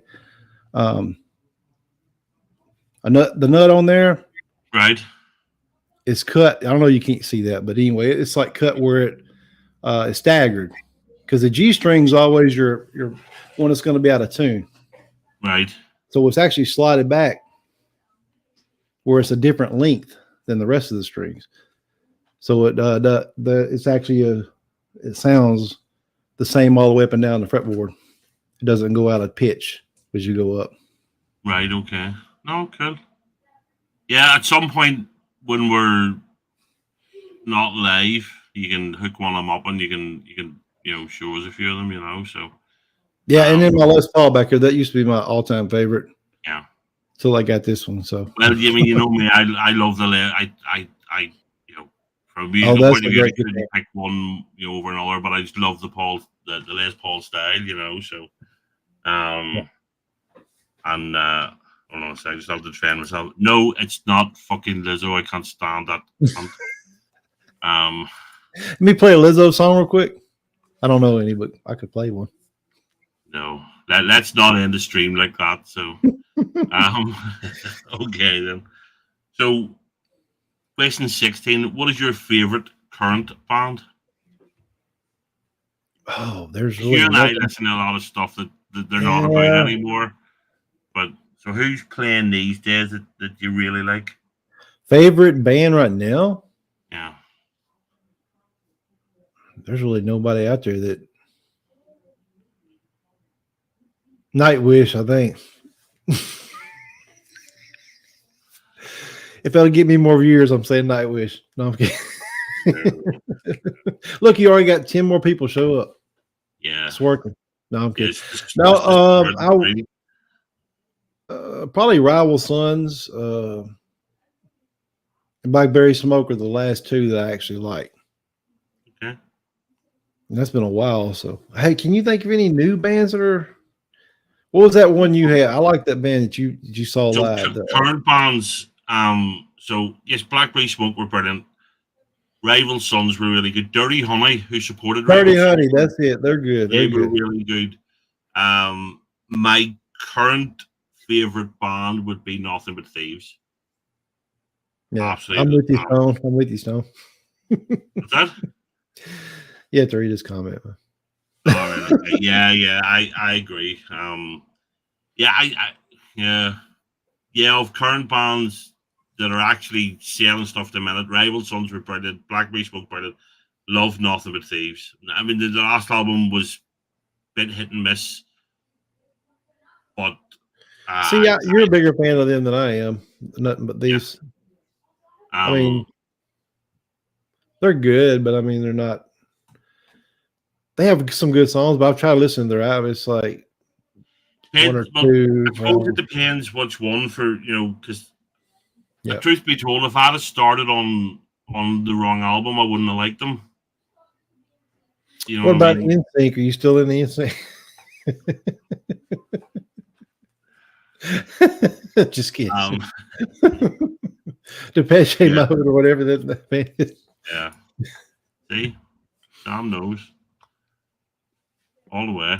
But and I mean, some of the bands that I are still touring, but they're not releasing new stuff. I mean, Ghost and Colour Scene, I saw again there. I love them to bits, but they're from the 90s, so they're I don't keep up. I try to, but there's nobody out there that's kind of Black Top Mojo are pretty good. I'm listening to more and more Black Top Mojo. Yeah, that was good. Band. Yeah, they did a really fantastic cover of My Girl, the Temptations song. It's brilliant. I have to listen to that. And because your mom's got such a voice, and then there's a song, "It Won't Last." I love. There's a bit in it, the guitar solo, and it's just fantastic. And when your mom's voice is powerful. When he gets it right, it's just just great. But I don't know millions of their stuff, so there's ones I'm only just starting to listen to. So. But okay, so this one's always controversial, and the answer is Rush before you even ask it. But who's the most overrated band of all time? In my opinion, it's based on what I'm okay. Yeah, it's only an opinion. The most overrated band of all time is the Dave Matthews Band. I cannot stand that band. Okay. I'd rather hear Nightwish any day over them. I just don't like his singing. I don't know what it is. Oh no, I don't know. It's just something about that. I just can't do it. Right. I don't know much about them, so. Well, they were big over here at one time, and Oh man, I just can't do it. I just Well, is it his voice? Is it the songs? yeah, it's his voice. It's his voice. The whole thing. Right. See that? See, Small Water Charters agrees with me. It's Hootie and the Blowfish that tie with Dave Matthews. So you didn't like Dave Matthews either? I don't know. You just need to go back and listen to some of them, Captain. And maybe your least favorite band after you listen to them. Mm-hmm. I don't know. I think it's going to be hard to push Rush down that list. Oh, really? I think they're worse than Rush for sure. Actually, I don't mind a wee bit of Hootie and the Blowfish. I think a couple of their songs are fantastic. I think your man's got a good voice. God, he does a lot of country now. The lead singer for Hootie and the Blowfish, you know, Darius Rucker. Darius Rucker, yeah. I think he's good. I didn't hate them. Yeah. I didn't hate them bad. I mean, Small Water didn't like them, but I didn't hate them. They weren't. I had a couple songs I liked. The Hootie and the Blowfish. Crack View. Look, I'm a see him. Crack Review. That's what the name of that was. Yeah, I bought the album when it was out. No, I don't even think it did. There's a couple of songs I like. Yeah. Well, it was. They were okay. Did you like the Spin Doctors? How about them? I like the one song. Like everybody, they had one or two good songs, and the rest of them. Yeah, two Princes was very good. So got a good groove to it. Yeah. But yeah, that's what I'm gonna go with. Dave Matthews, totally. I cannot stand them. Okay. And I don't have nothing personal against them or anything. Like I don't hate them. Like, I just don't care. I would not go listen to them. In fact, if they were playing locally somewhere and it was a free concert, I would drive the other way to go listen to somebody else. Yeah, I'm like that because I mean, Joey's way seeing Madonna, and I was like, really, Madonna, and he went, yeah, the tickets were free. I says it was still too expensive. You know, I just, well, he does. He is the Cleveland Brown fan, so we can't. We can't, his judgment. No, I'm kidding. Just kidding, Joe. If you're still watching, that's just based on geography, Yeah. No, I mean Madonna had a couple good songs. I thought back in the day. She had a couple of okay. So I liked her when I was younger, but I was younger and I was, True Blue and stuff like that. There were quite catchy pop songs, and I don't mind half the catchy pop songs, but. Phil Jupitus, the British comedian, he hated her with a passion. He used to be a really? Because there's a musical sort of comedy quiz thing here called Never Mind the Buzzcocks. It used to be great, and anytime Madonna's name come up, he just wanted to rant. He hated her. He says she had no talent. He says she was. He described her as a karaoke singer that got lucky, and he's not far wrong. So, Right, so we sort of talked about this, but so what do you think about the current music scene? I'm having a hard time finding out what music scene there actually is. It's all over the place. I actually went and looked at Spotify's, America's Top 50 or whatever it is. Yeah. No. Here, do you want a whiskey? Yeah. Apparently Madonna started off as a hairy model. I'm not quite sure. Just being told. Sorry, JB, go ahead. I interrupted. No. I think it was a good thing and a bad thing when the music industry kind of went down. Now there's really no structure to it, so there's so many people out there that you can't really tell what's going on. There's no somebody saying, okay, this is good, we're gonna put them in the top, whatever. There's really no I don't know if there is a music scene, is it? Well, there is. It's just terrible, I think. But I mean, there's nobody to organize anymore. It's not organized. More small, independent, because people are publishing and stuff like Tom McDonald and that, but the music industry is still Taylor fucking Swift and fucking Well, yeah, Lizzo. yeah. No, if you're Crap, talking you about that, know. it's been that way for Yeah. the beginning of time, though. If you look at even back whenever we was listening to the stuff we were listening to, there was still a crappy pop music that made the top 40. You know. Yeah, but we always had other stuff going alongside it. At the minute, there Right, isn't. right. Yeah, but I mean, there may be, but I think I'm just out of the touch with it. Maybe. No, well, I I try, I desperately try and find new music and listen to new stuff. The It's just problem not is new stuff to me sometimes is from the 70s or 80s, you know. exactly. Yeah, But that's people are like, why are there? Why is it all these old artists on these lists? Because that's when they actually sold albums and stuff. Nowadays, people, just want it for free. So there's no. yeah, but I mean, really. I mean, I said this before. Rihanna had 9 #1s, and outside that stupid fucking Umbrella song, I couldn't name you a single song she did. Lady Right. Gaga was massive for a bit, Mm-hmm. and I couldn't name you a single thing she did.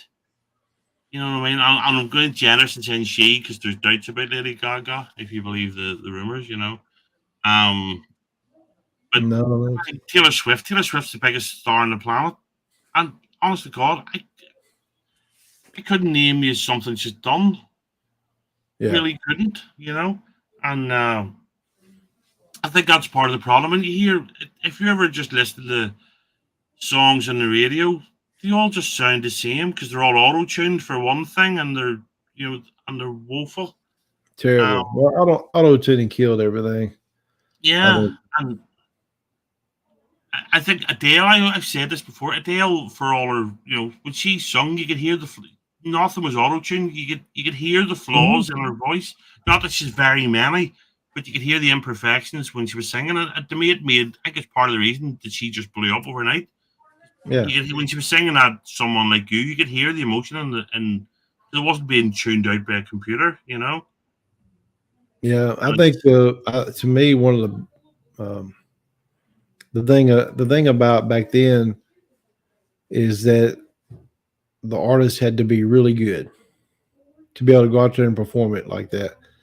There was nothing saving them. Nowadays they've got all this, they can do it live where it tunes your voice live even. So you don't yeah, even know what you're hearing live is real. It's terrible. yeah, I don't. When it I takes the soul out of it, I think it takes the yeah. There's an awful an overabundance of style over substance now. You know, yeah. and I'm all for having really super hot young girls in music videos. You know what I mean? I used to sit in there and out of the music TV, not MTV, but like whatever channels were playing.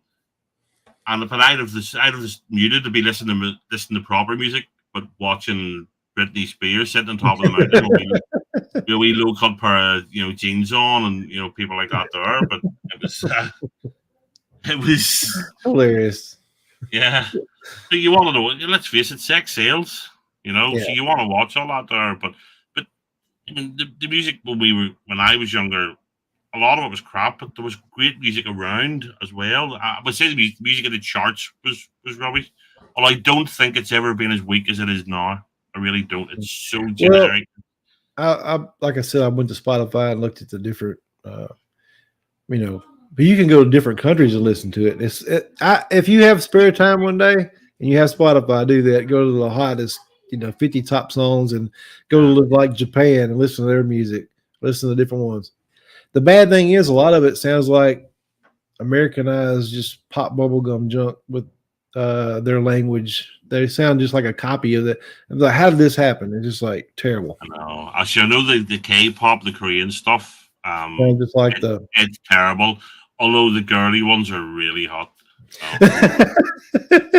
So because they So you'll still give them a pass. Yeah. they still put hot women in their videos, not beasts. So so okay.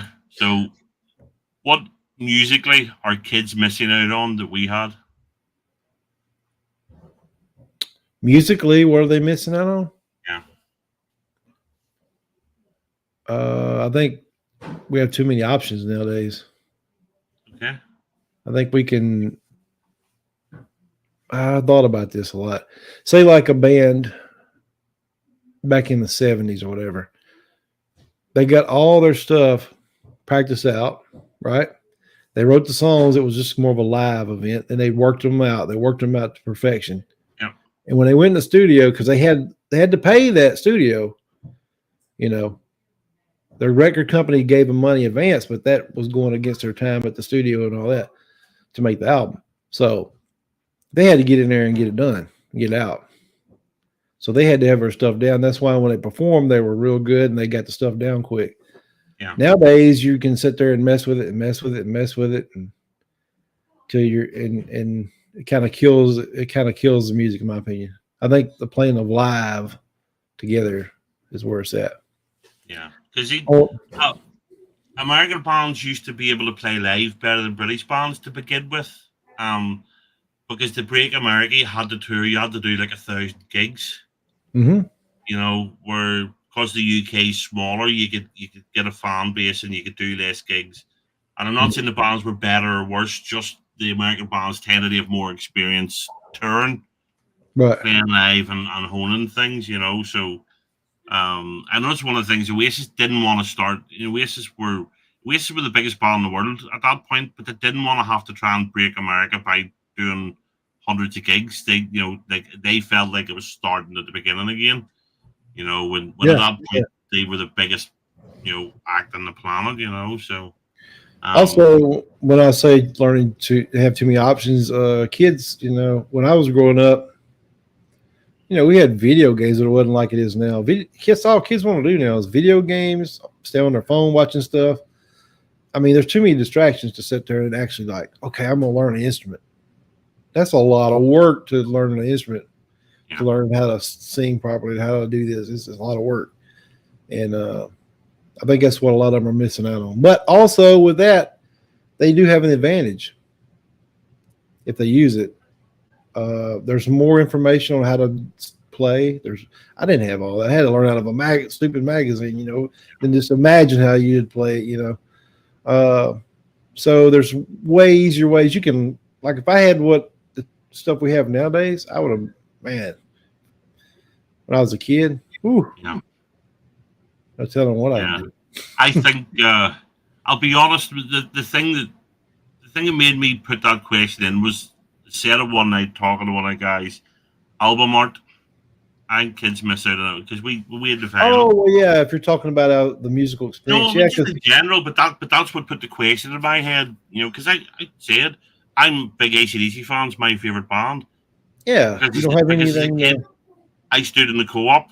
And I was just looking through at some birthday money or Christmas money, I can't even remember. Mm-hmm. And I saw Angus on the front of the album with the lightning bolt and the school uniform and all. And I fell in love with and I bought the Saxon Crusader album. And when my brother had it, but it was a big double album. Night at the Opera with Queen and stuff like that. And I think that's what intrigued me about Guns N' Roses when they came out. I love the album art, all the everything inside of it. Where the pictures of them and all. It was just, and the lyrics were there, and it was like laid out perfectly. I was like, wow, this is, the graphics on it and all look great. Yeah, it made a difference. So that's a good point. You don't have especially with these people that are, because where we were right outside the vinyl area or whatever. So I've watched some of these people on here now. They've got shows that I'll show you about these people that I'm watching now that they do like vinyl. They're talking about vinyl. They'll have like 300 or 400 people watching them live. See, I saw a thing there. You've book clubs. Yeah. Right. Well, there are people now have vinyl clubs. So what we'll do is, so say you're hosting it, we turn up and it'll be right. It's my turn, so I'll turn up, say with Dark Side of the Moon. And what they'll do is they'll put it on, and nobody's allowed to say anything until you just all chill and listen to the first side of the album. Then you can talk for a wee bit, and then you turn over and you play the other one. I thought that was a great concept, That is cool. Just vinyl's big. But the thing I noticed about that, they were holding the vinyl up, and you could look at all the artwork, and it was like totally different. Nowadays, you put an album out on Spotify or something, You just got a picture of them, you know, basically. But that sort of so that popped into my head when you were saying. I think one of the things they miss out on is buying albums. Now I know it's cheaper to just go right. Well, I want this track, 79p, click download. But I think they're missing out because if Zeppelin's an album band, Pink Floyd's an album band, Well, that's what brings the whole thing to it. Yeah, I mean, you could go and download "Wish You Were Here," the song, but you're missing out on one of the best albums of all time. You can go and download The Wall, the song. You're missing out on the album. Yeah, it's now. See that they said. Now I don't know. This is what they say that before, even when the Beatles were out, right at the beginning of the Beatles, it was more about singles. Even the Beatles are the one that kind of brought the albums back to albums, because before then it was all just you just sold a single, and if you had an album, then you could just buy it to you just wanted that one song. And they were the ones that kind of spearheaded the whole album deal. So so it's kind of went from singles to albums for years, and then CDs, and then back to singles. We went right back to where it started. And it's streaming now for a lot of them as well. It's not even. I love this. I love the convenience of streaming. It's handy, but it's hard to discover new stuff. I don't think they push new artists enough on there. It's why I go on the iTunes and I'll go we're talking about Nothing But Thieves. I heard that song Amsterdam, loved it. Yeah. Halloween Knows You, just look, the album's a tenner. Deluxe ones, right, download it, just click download. 30 seconds later it's on your phone. I then play the whole album. So I didn't go mad and buy all their albums. I'll play one, I'll see what I think. But there's songs in it I wouldn't have heard. If I had just bought one thing or just streamed one song, so so that occurred to me just while we were talking, so okay. So the last regular question then. What is your musical guilty pleasure? Were you talking about what do you listen to, I suppose, that's considered really uncool? I mean, are you a closet, Vanilla Ice fan? Do you love a bit of Celine Dion? Do you? I tell you who I got into lately, and I think she may be one of the best singers of all time. Armin's Hermits were fucking brilliant. They're great, yeah. Love them. They were better than the Beatles, I heard. 4, 3, 2, 1. That's fucking great, dude. Yeah. Don't make fun of them, Blake. Anyway, I'll tell you what I've been getting on a kick of, because February the 4th was when she passed away, and it just popped up on the thing. I started listening to some of her stuff again. The Carpenters, Karen Carpenter. Right, okay. Oh my gosh, dude. If you listen to her singing live, I don't think anybody sings as good as she could live. I mean, female. It's just amazing. I mean, she is there was a guy to analyze, like, she is so perfect on her pitch. It's insane. Oh, she was fantastic. So I'm just kind of, I know.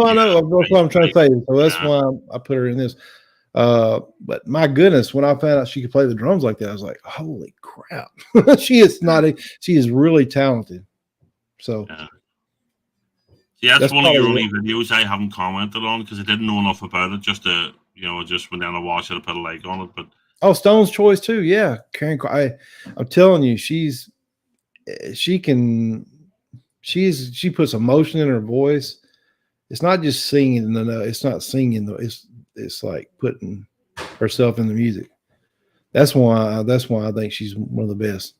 Yeah, see, I am a sucker for an old classic love song. I'm an old rocker. And I like. Yeah, me too. If I'm in the mood, I put Five Finger Death Punch on or Slipknot or whatever. But at the same time, sometimes there's, What's your guilty, Lizzo? It's not Lizzo. Rush. To be honest, it would be a soppy fucking love song. I am a sucker for a good soppy love song, and it could be.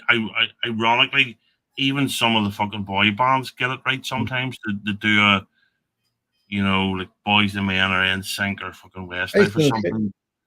They'll do something that just, it's weird because I think love's a lie. I don't believe it's real.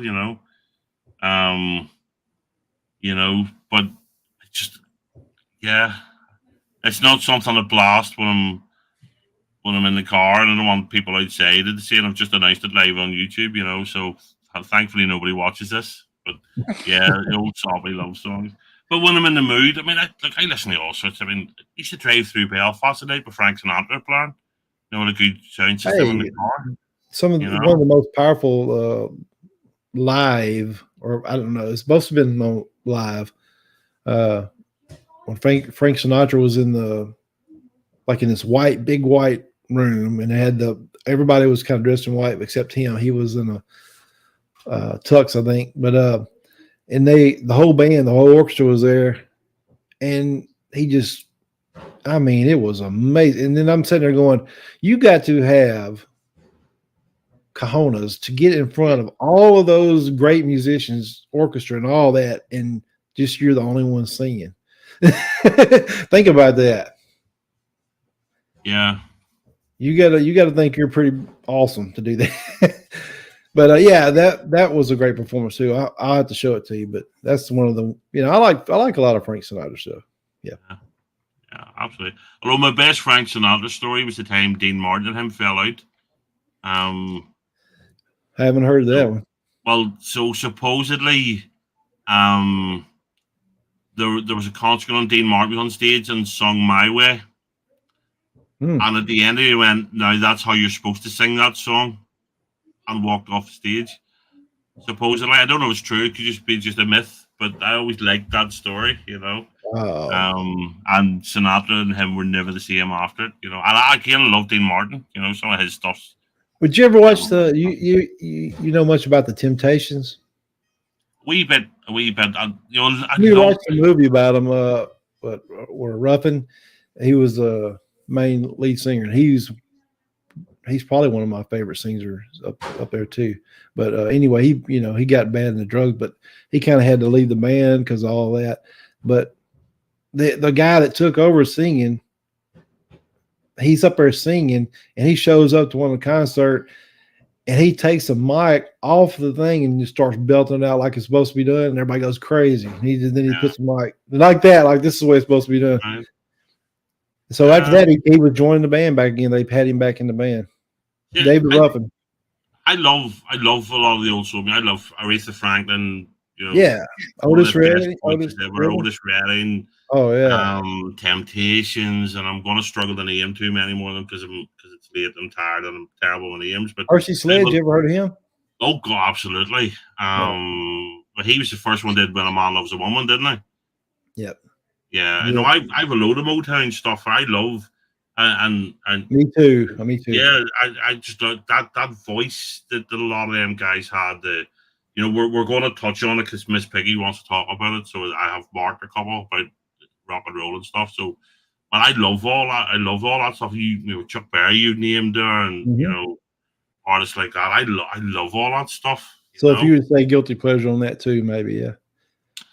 Well, I don't think that's a guilty pleasure. I think old classic rock and roll is just classic, and I don't care whether it's them or I don't care whether it's sitting on the dock of the bay or running around Sue or just good music is just good music. I just don't think there's an awful lot of it about now. So, okay. So as a musician and a music fan, what advice would you give to an aspiring musician now? So somebody young, looking to start out, learn an instrument, even start a band. What would I say? Find your own voice. Okay. Because I spent a lot of time trying to do other stuff until I finally realized I got to sing like me. Took a long time. If I'd have known that at the beginning, I might have would have done something. But every song I would try to sing like the person. and that's not what you should do. I don't think. Aye. But also practice your instrument, get good at it, play, jam, have friends over, learn together, play and sing. If you're going to sing, play and sing at the same time, no matter how bad it is, because you got to get used to that. Yeah. Because you can't just automatically just start doing it. Yeah, singing in front of people's hard. I'd imagine singing. I believe it or not, I did once sing in front of about 300 people when I was a kid in church. Wow. That's cool. Okay.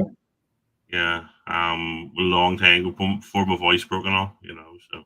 I'd love to hear that. You got a video of that? No, that was pretty thankfully. People didn't even have camcorders back then, never mind phones, so. Right. So you can't get away with that now. There would be like videos of Captain Bapton sings. Fueled away in a manger and Oh, cool. The whole thing. And it was supposed to be me and a fella called Steven. Steven just froze and stood there, didn't sing. So it was supposed to be a duet, ended up being a solo, and it was like, oh my god. But you just had to belt it out. But yeah. But I mean, my advice for aspiring musicians, just as an outsider, would be just ask yourself, what would Blake do, and then do the opposite. That's a good point. Hey, Art, how you doing? So, just to close up this part of it, and then I do have questions marked. If you're okay, I'll ask you. So, what are you going to call your supergroup then?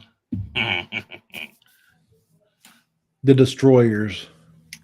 Okay, you've thought about that. You've been wanting to get a band going for. No, I just made it up. I don't even know.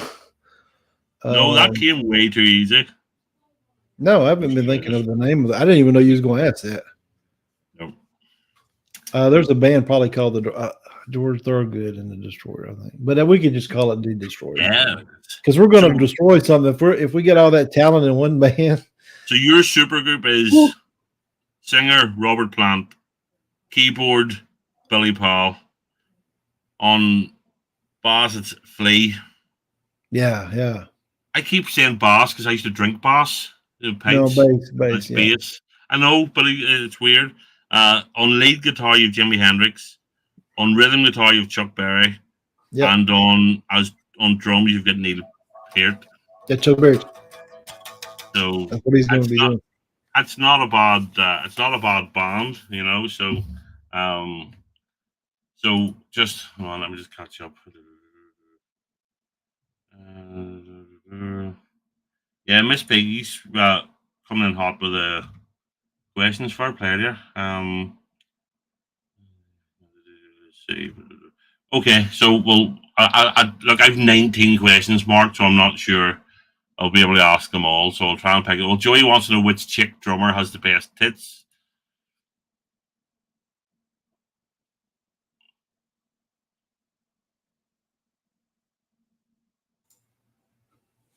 Uh-oh.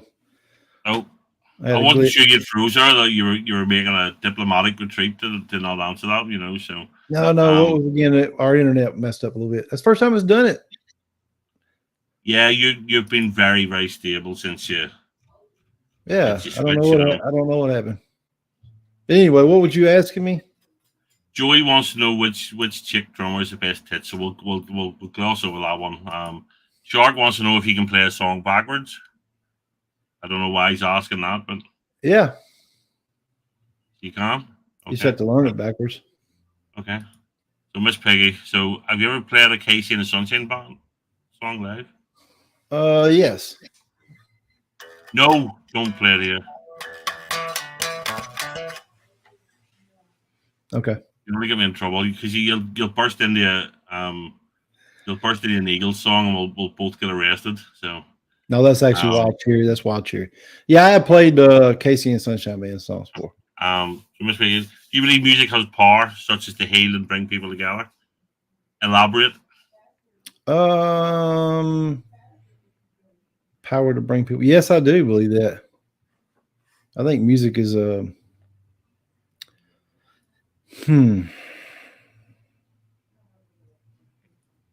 don't know.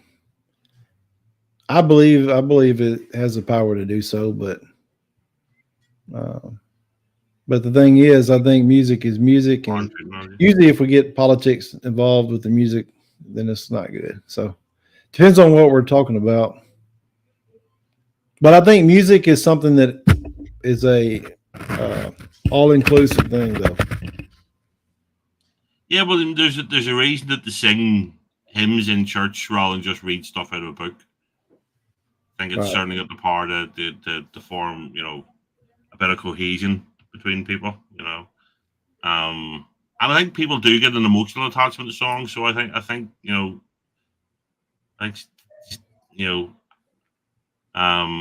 think she's right about stuff like that, So yeah, so, that's a good question.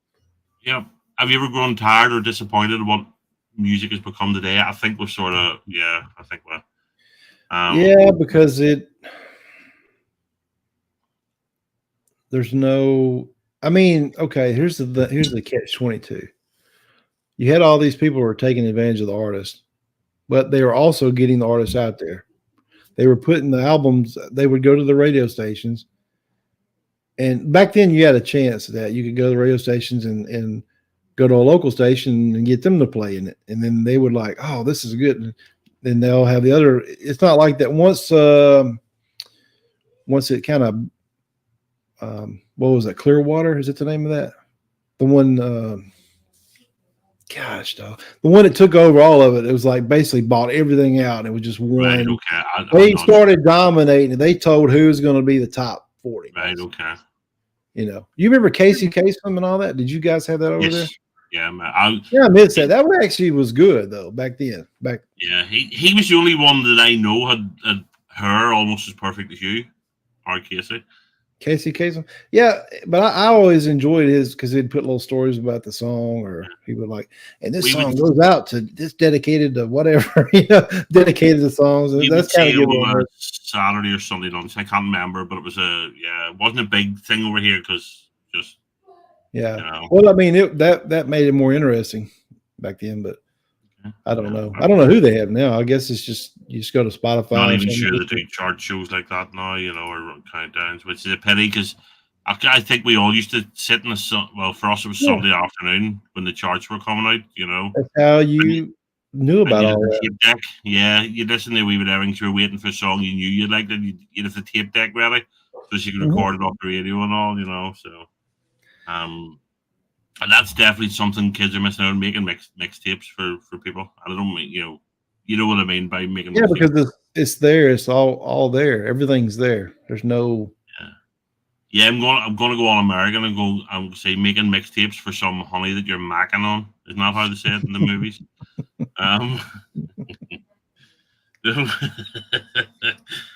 So Sam, who is gone, she may make a dinner, but favorite all-time female vocalist. I'm gonna have to say Karen Carpenter on that. Right, okay. I think she's great. I think she's great. You have to go back and listen to it closely. You'll see what I'm talking about. Where? No, I just kind of listen to it, but not really listen to it. But when you really listen to it, it's like, wow, okay. She was for me, amazing. Aretha Franklin. Yeah. I can't think of anybody that's done. But I mean, her Bridge Over Troubled Water. Respect. Think her version of Bridge Over Troubled Water is probably my favorite version of that song. Full stop. And that woman's got a pair of lungs. She's just fantastic. And then they appear in Blues Brothers and all. I love that. Ray Charles and all appeared in the Blues Brothers movies. Yeah. Fantastic. But yeah, so for me, Karen Carpenter's fantastic. I know she's fantastic. I'm trying to think. I like the singer in the Heart, Ann Wilson. Yeah. She's up there. There's a lot of great female singers though. Adele. It just depends on what style you're talking about. I think Adele's the best current singer. Yeah. Arguably the best singer in the business, but definitely the best female singer in the business back country mile at the minute. I used to love Amy Winehouse too. I couldn't stand her. I was really.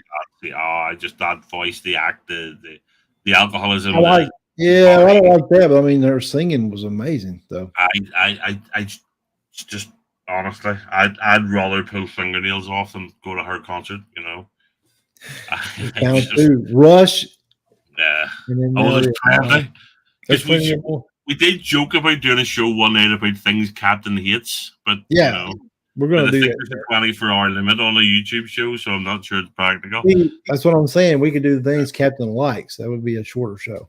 Yeah, absolutely. But yeah, so I'm just kidding with you. Just yeah. I've noticed some. I mean, Mariah Carey earlier in her career, Mariah Carey was fantastic. You know, for me, Alison Krauss. Heck yeah, I forgot about her. you know, some, you know, Have you great heard rock. any of her albums with Robert Plant?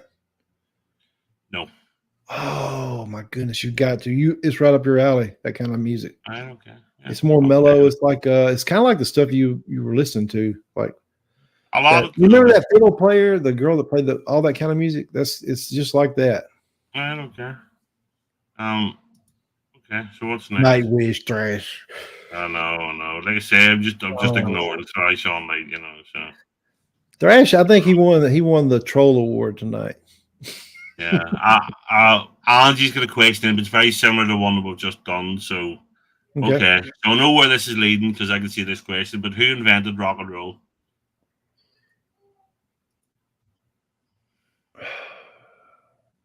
Ann Wilson, yeah, that Ann. Sister Rosetta Thorpe. What? Sorry, I got distracted. Sister Rosetta Thorpe. Okay, I don't know who that is.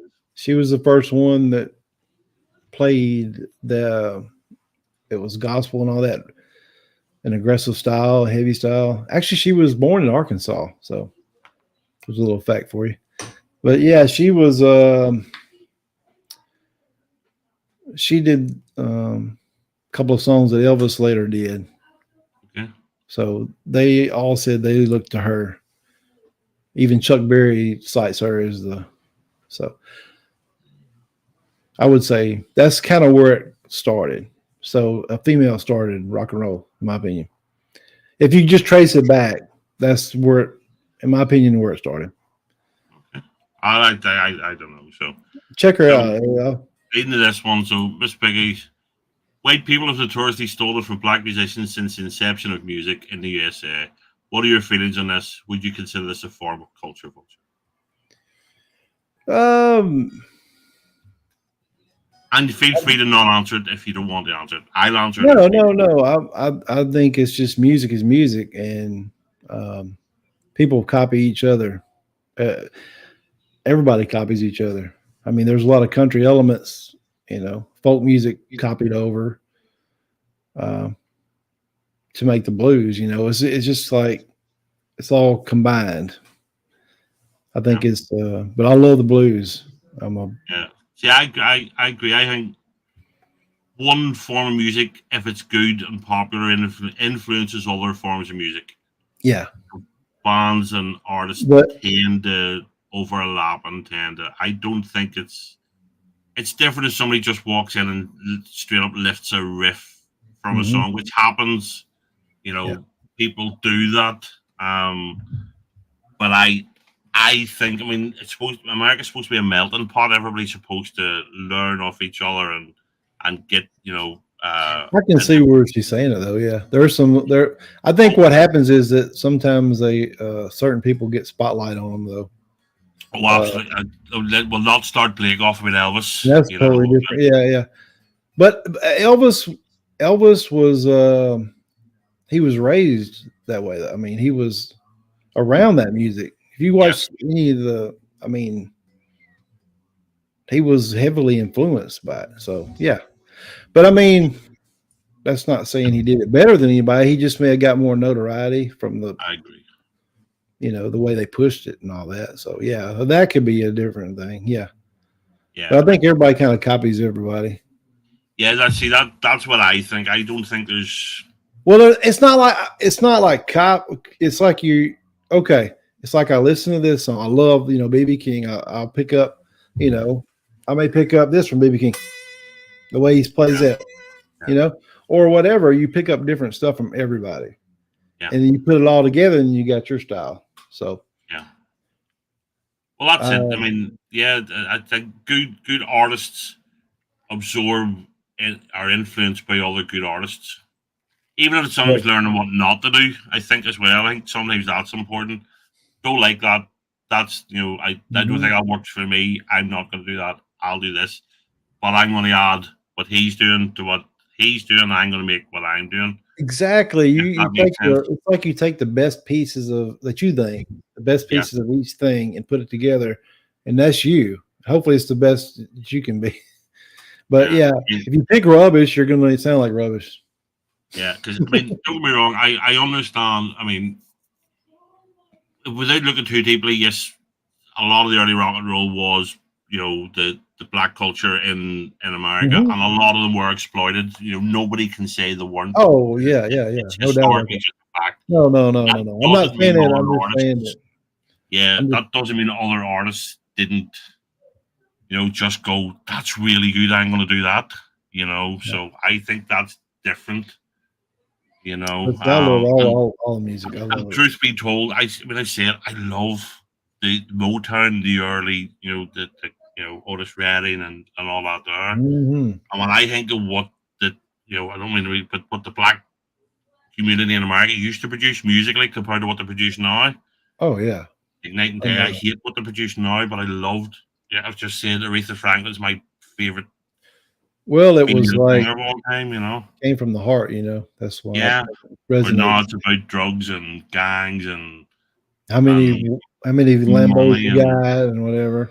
Yeah, we used to write songs about falling in love and about all that sort of thing, and it's just Sam Cooke is still one of my favorite singers of all time. Absolutely, just fantastic, And again, I always say this about a lot of bands. I mentioned Lady Gaga and Rihanna earlier, big successful artists, but they're already not relevant. They're already not playing their stuff. Yeah, but they're still playing Otis Redding. They're still playing the Beatles. They're still playing stuff from back in the day that was brilliant. They'll not be playing, with all due respect, they'll not be playing a lot of the crappy, shitty Lizzo hip hop that's out. Well, yeah, Lizzo's a prime example. They're not going to be playing Lizzo songs in 5 years when they're certainly not going to be playing it in 50 years the way they do the Beatles, Zeppelin, Otis Redding, Percy Sledge, all that sort of thing. I mean, there's a reason we recycle the old classics from the 50s and 60s because they're classics. They're just great. They transcend race, time, genres, age, everything. They're just brilliant, So I agree with that, Stone. A lot of people cite Bob Dylan's. Oh gosh, I didn't forget the name of the song. Johnny's in the basement mixing up the medicine. I'm on the pavement. They cite that as the first rap that was ever done, as far as in modern music. Yeah, and then the thing is he took a lot of his stuff from Woody Guthrie. Woody Guthrie got a lot of his influences from so it happens. I mean, Hank Williams is one of the best. Yeah, too. I mean, you can trace stuff back to to be totally honest, you could trace stuff back to fucking Mozart. And Beethoven as and all like that. So great music too. I mean, like a lot of people like Whiter Shade of Pale. You know that song? Oh, Procol Harum. Yeah, it's kind of it's copied from classical Baroque period. The Moonlight. Okay. So we've got a question from Blake. Okay. Oh, we do. Questions for the GOAT. Who's your local band, Mount Rushmore? You can ignore that because he wants his name on it. So, but Stone if you could jam with any band, solo personality of all time, who would it be? If you could jam with any, so if you could drop yourself into Zeppelin, on stage with Hendrix, Wembley with Queen, you know what I mean? Chuck Berry's debut, you know what I mean? If you could jam with anybody, drop yourself into any, who or where would it be? Wow. I'd like to jam with Van Morrison just to play guitar on some of the stuff. Okay. I think he could use some cool little licks on there. Not like I wouldn't do it like, I mean, it'd be tasteful. Because I've listened to a lot of stuff and I'm like, man, it'd have been cool if the guitar player would have done this. Or sometimes it's like, I don't know. I'm not sure Van Morrison would take that very well, though. He's not exactly famously a. Because you know all us boys from Belfast, so normally really sunny, naturally outgoing disposition, and he just portrays that to the world. Mm. We're all happy-go-lucky this side of the pond, So. I thought you was the only one like that. I didn't know. So did I actually tell her really Van Morrison's from here as well. So. Oh, yeah, I heard you tell me that he's kind of hard to deal with. What I've heard, I don't know. Oh, look, I said, look, a friend that I used to work with, he loved Van Morrison. Used to go and see him all the time, but he says at times he's so ignorant he may as well have turned his back to you. Right? He's mustard. He's a bastard basically. I think you're paying money. You don't be a dick to the people who paid money to make you rich and famous and all. But Pat missed one show because he was ill. He had tickets for him playing Belfast. And apparently that's the one and only time he was joking with the crowd and all. He was the life of the party and all, and Pat was livid. Because I've seen him and he's been been just so distant. And the one time he was good fun, he missed him because he was ill. So okay. So Miss Peggy, again. How many instruments can you play? Guitar is the main one that I'm real confident in, that I could just jam with anybody. In bass, I think I can get up there with anybody, play the bass with them, behind them. Drums, I need to work on it more because I don't have a drum set. I never did have a drum set, but I can play the drums. I mean, not just great, but I mean, yeah, but everybody can play the drums. It's easy. Well, I can play better than Carrie Underwood. I mean, okay, and then harmonica, I play a little bit of harmonica, and piano. I would say keyboard is my third best instrument, probably. So what do you not play that you'd like to learn? That I have probably steel guitar. That would be cool. Yeah. Like in country music, that steel guitar. Like Hank Williams, he's talking about Hank Williams Jr. Is steel guitar the same as slide guitar? Or is it different? No, steel guitar. Steel guitar is like I think they tune to E9 basically. Right. But whenever you got pedals, the thing about it is, Captain, you got pedals, you got to press, and what it does like just your whammy bars doing right here. But see, it does all strings at the same time. It lowers them or raises them. But on these pedals will do one string or two strings. It depends on and then you got by your knees, you can press this way, and there's different knee pedals and stuff. So you got to do all these different pedals. So when you hit the note, you just strum it, goes ding. It moves one note up. It weaves it up from a minor to major chord and all that. There's a lot. I've heard it, but just for some reason in my head, it was the same as the slide guitar.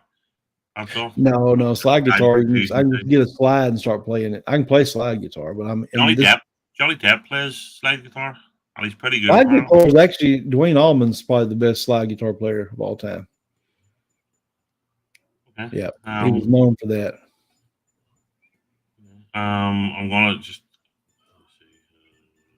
He's a Corson bottle. Is that the name of it? It's like a medicine bottle, like a glass one. Glass had the best sound. The glass had the best sound to me. Right. Okay. First class. Miss Piggy wants to know if you give instrument lessons and how can she contact you. But I think she's just hitting on you again because she's always hitting on people on here. So I used to give guitar lessons. I really did, and I actually still get people saying, "Would you consider giving my kids or lessons?" And I say, I think you'd be good because you're patient. I think you'd be a good teacher because you're a very patient guy. Whereas I think BC, I think BC, they end up just cracking up after 20 minutes, and so BC would be good. BC's good. He's a great player, but I just think he's got a really bad attention span, so he'd get bored really quickly. And then I think he'd get frustrated a lot quicker than you would. My favorite singer, honestly, I'm not sure. of current acts, Connor Mason from Nothing But Thieves. That guy can fucking wheel. When you hear him doing, you know, If I Get High or Creep, you know, just he did a wee lockdown site him playing Creep. The piano version of Particles, but of all time, probably Freddie. Mm-hmm. Oh, Plant's up there and Brian Johnson's up there. But Well, there's some people Freddie that do not stand Robert Plant's voice, which just blows my mind. But there are some people out there that. But I suppose it's just what you like. Yeah. You know, I mean, some people don't even like Rush, is what it's. I can't believe it. I know, weirdos. So, so how important are music classes in schools? With a head start in elementary. See, I went to a small school, so we really didn't have music. We had music, but it was just like learning about, you know, the different periods of music, like Baroque period, Renaissance, the different classical styles and all that. Oh, you're welcome, Miss Pig. You're awesome. Yes, Miss Pig. It's great that you're here. It's great that you ask a question. So yeah, you fire them in, and we'll always try and get to them. But I didn't go to I never learned to play like any kind of wood instruments or like brass or, you know. I never did learn any of that. When our music was just basically theory, like so. But I did have my teacher in school. She had worked on this song for like a year, and she played it in front of us. She read it off the thing. She just gets through playing it. I've never heard this song in my life, and we all clapping and everything, and like. During like about the end of the classes, I sat down at the piano and played it note for note, and she almost killed me. She said, "How did you play that?" I just heard you play it a while ago, and she was like, "I hate you." It took her a whole year to learn. I was like, well, I didn't even think nothing about it. I was just like trying to play what you played, but yeah, that's the kind of music class I had. It wasn't. I learned all my music on my own, really. Seriously. But do you think it would help? Because, to be honest, it occurred to me there when I was reading the question. So, I think there's a problem. It may be different where you grew up, because maybe more rural, smaller town and that. But yeah, I think some of the inner city ones, because if you look at it now, a lot of the kids in the real shitty schools, they think their only way out is, you know, I'm not being funny. It's either selling or, you know, join a gang, do drugs, or play football or basketball. Yeah, sports. Yeah, sports is a big way out. Maybe music's a route out for them as well. You know. Yeah. Well, the thing about it, I mean, I think it's a great thing to teach music, and if you can be in band, I think the best, like for music that we do, I think the best thing is drums. If you was a drummer, then you played the snare drum in the band. That way, it's stuff you could use, you know, because the best book on drumming, all it does is focus on the snare drum. Yeah. Because see if you can like do paradiddles or all these different styles, like, you know, left, right, left, left, right, left. But the thing is, my brother was telling me about this at the time, I was like, well, why not just play right, left, right, left, right, left? You're playing the same thing. He said, no, you understand. Once you get that pattern down, right, left, right, you know what I mean? You play them on different, your other hand is moving over and it makes different patterns. I was like, oh, okay. But you can go, if you can do it on the snare, if you get real good at the snare, you can play anything. Right, okay. So that would probably be if something you could take and use it in a band, like a rock band situation, what I'm saying. Other instruments, I don't know if a tuba and all that would work, or trumpet. It just depends on what band it is. There's not many rock bands with trumpets in it, though. No, you're absolutely right. So how's technology ruining music? I think it's gave us too many choices where we don't end up writing anything. We just sit there and tweak stuff. Yeah. I do believe that. I believe there's too many options. Because I'll sit there and mess with this sound, and I hadn't even wrote anything. I'm like, okay, I wrote 20 songs sitting there just trying to tweak on a, you know. Yeah. I mean, I See, think technology is a great thing. But I don't know. See, I don't like overcomplicated music. I tend to, I mean, most bands I listen to, it's their early, simpler, more raw rock and roll sounds I like. You know, Yeah. the Beatles eventually got way too pretentious for me, but their early stuff. I know people dismissed the Please Please Me album, but it was real, and it was My just, favorite album was Revolver. yeah, it'd be right up there for me. That's kind of when, but after that, that's when they kind of went, like you're saying, they kind of went commercial, Yeah. more polished. Yeah, Revolution number 9 and all that, you know. But there is a lot to be said about just cranking it up and just playing live, you know. So which musical guest did Joey have on that you liked? Chris Ledoux. Yes, I do know Chris Ledoux. Yep. He was a championship rodeo. One of my friends is a big Chris Ledoux fan. He sang country music. I agree with you. Actually, we played one of his songs. He wanted me to learn one of them.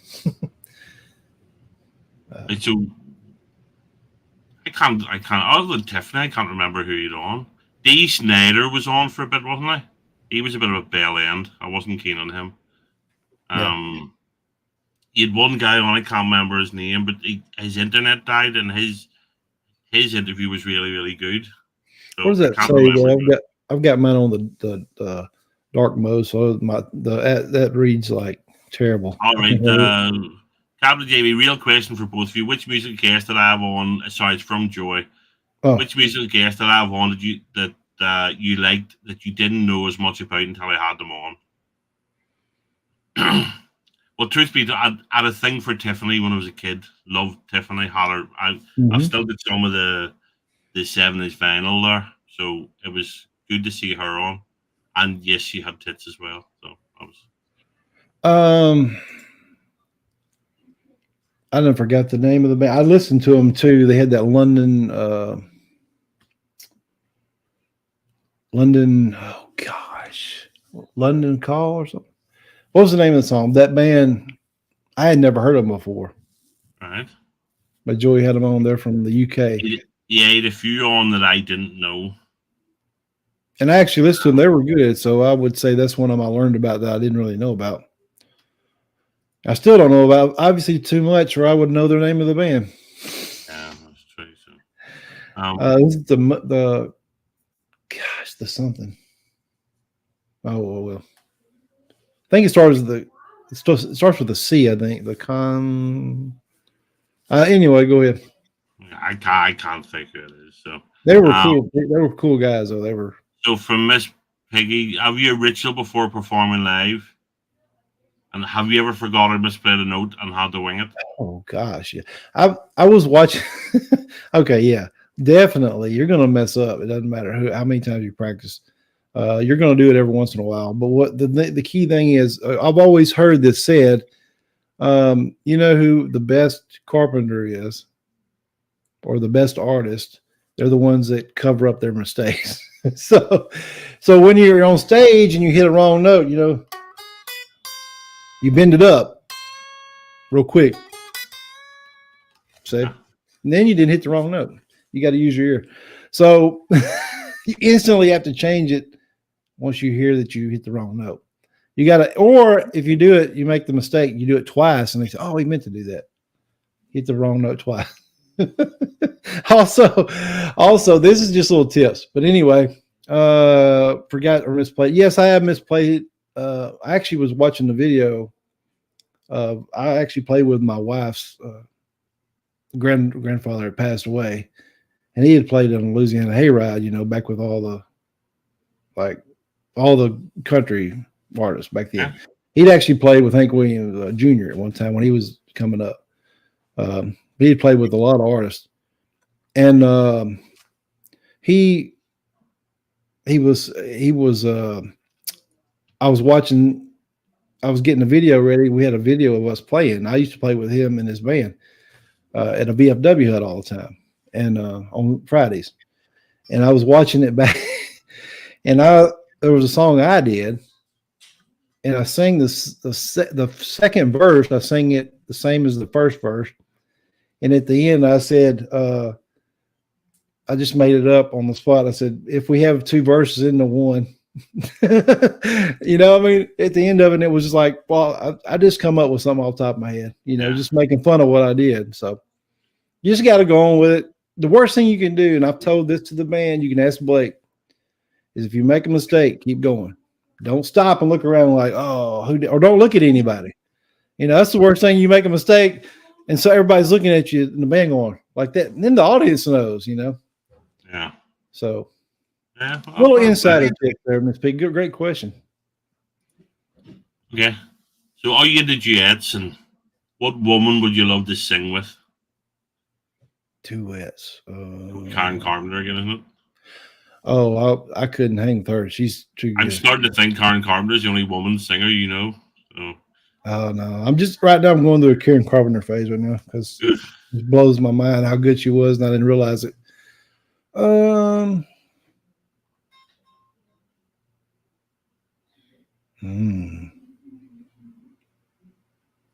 That's a good question.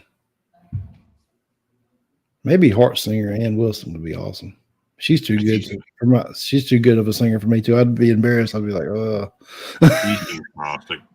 So I don't know. I don't know of anybody that I would feel comfortable to do it with, to be honest. I don't know. That's a good question too. I don't know. I have no. I don't know. Okay, well, we're near there. There's another one from maybe Janis Joplin, just because Captain don't like her either. No, I don't know Janis Joplin. I know who she. I don't know her stuff. Is what I'm saying. I thought you didn't like John. Okay, never mind. That wasn't a funny joke then. I just don't know where stuff. So, are you passing the torch on musically? Not yet. My boy does not care about music, which is sad. I think it. So your lad's what, 13 now, isn't it? He just turned 13, and by that time, I'd already been playing for years. You know. Yeah, but the thing is, at some point, if he's not ready, he's going to start noticing, you know, certain aspects of the opposite sex. Yep. So if he realizes that if he could play guitar by the time he goes to college, being able to play guitar is going to set him head and shoulders above everybody else. Well, I told him like he's big into basketball, but I don't know if he's got. There's a future. And I said, son, and he's got incredible rhythm, and he can sing. I've heard him singing. He just don't want to do it, but he's got it. He's got the ability to be really good. I mean, like I said, do you want to be mediocre at something, or do you want to be like super really good at something that just come? I think it's going to come natural to him. You got to think about that. But he's young. He's young. Yeah, so, I've never pressured him. I've never pressured him. So whatever he does, he does. You know, I mean, I'd imagine if you polled, you know, all the top musicians, you know, one of the reasons a lot of them picked up an instrument in the first place was to impress girls. Let's face it. You know, I always remember Marilyn Manson one night when he was accepting an award. Everybody was thanking, you know, their manager and God and their family and all that there. And he got up, he says, I want to thank tits. So Joey he says, I want to thank tits. He says, because without tits, none of us would have got into music. So it made me laugh. But he also, you know, I suppose he wasn't really that far wrong. So so the last question, and then we'll pull the plug. So JV, what were the names of the songs you sang in church? I actually remember the song. It was, I don't even know if you can find the song. It was like a kid's song. I was 5 or 6, and my mom made me get up there and sing it. And I was a nervous wreck. I'm talking about a nervous wreck. But after that, I was just like, it wasn't nothing to it after that. But I still remember that you had to get up there and panicking and freaking out. And she just made me do it. So I just had to do it. But I Am a Promise was the name of the song. Right, okay. Yeah. I Am a Promise, I Am a Possibility. I don't know the rest of it, but yeah, that was what the first one I did live there, and probably the first song I really sang. Maybe in the Chuck Berry song. Johnny Be Good, maybe the first one actually a rock song that I played and sang. Right, okay. Probably. So before Blake, if you're still watching and you're going live, put a link in the chat and anybody can go over. So Yeah. so firstly, JB, thank you for doing this. Oh no, it's my pleasure, man. I appreciate you doing this. It's been fun. Yeah, I really enjoyed it. Like I say, I know this is much more up your alley than the normal 20 questions because it's just music stuff. And thank you everybody that's watched. Was watched. Thank you everybody that contributed questions, especially Miss Peggy. I'm gonna have to put her in the payroll. She keeps coming up with questions like that. She's awesome. Art, everybody's still here. Thrash, awesome. Yeah. So Samantha, I can't name everybody. There's so many people here. So Angie, yep. James. Well, I try not to go through all the names because you always miss somebody. So I know, but see, if I miss them, they'll be mad at me though. So you're okay. Okay. So yes. So thank you everybody, and yeah. And we'd like to thank Rush. No. Yeah. And we're going to call it quits. Right, Chris. If Blake or somebody's going to do an after party, I'll pop over and say hello for 5-10 minutes before I go to bed. But other than that, peace out, and we'll see you all soon. I want to say one more thing, if you don't mind, Captain. I want to thank you for letting me be on your show today. It was really fun, and go Chiefs. Go Chiefs. Oh, and you might be doing a music one tomorrow night yourself. Yes, sure. That's the plan, unless somebody changes the plan. Unless you can't go either, so it'd be up to you. No, well, I mean, as long as I know you're doing it, it's relatively later enough for me. I'm grand. So everybody check out JV's tomorrow for an announcement if he's free to do a wee impromptu music one. Last week's was fantastic. Even though he threw me under the bus, over Rush. Yeah. It'll be grand. So, right. Thank you, everybody. Thank you, JV, especially. And we'll see you all again soon. Right. All right, take care. Oh, that was good. That was fun. And we're still live. Shouldn't be.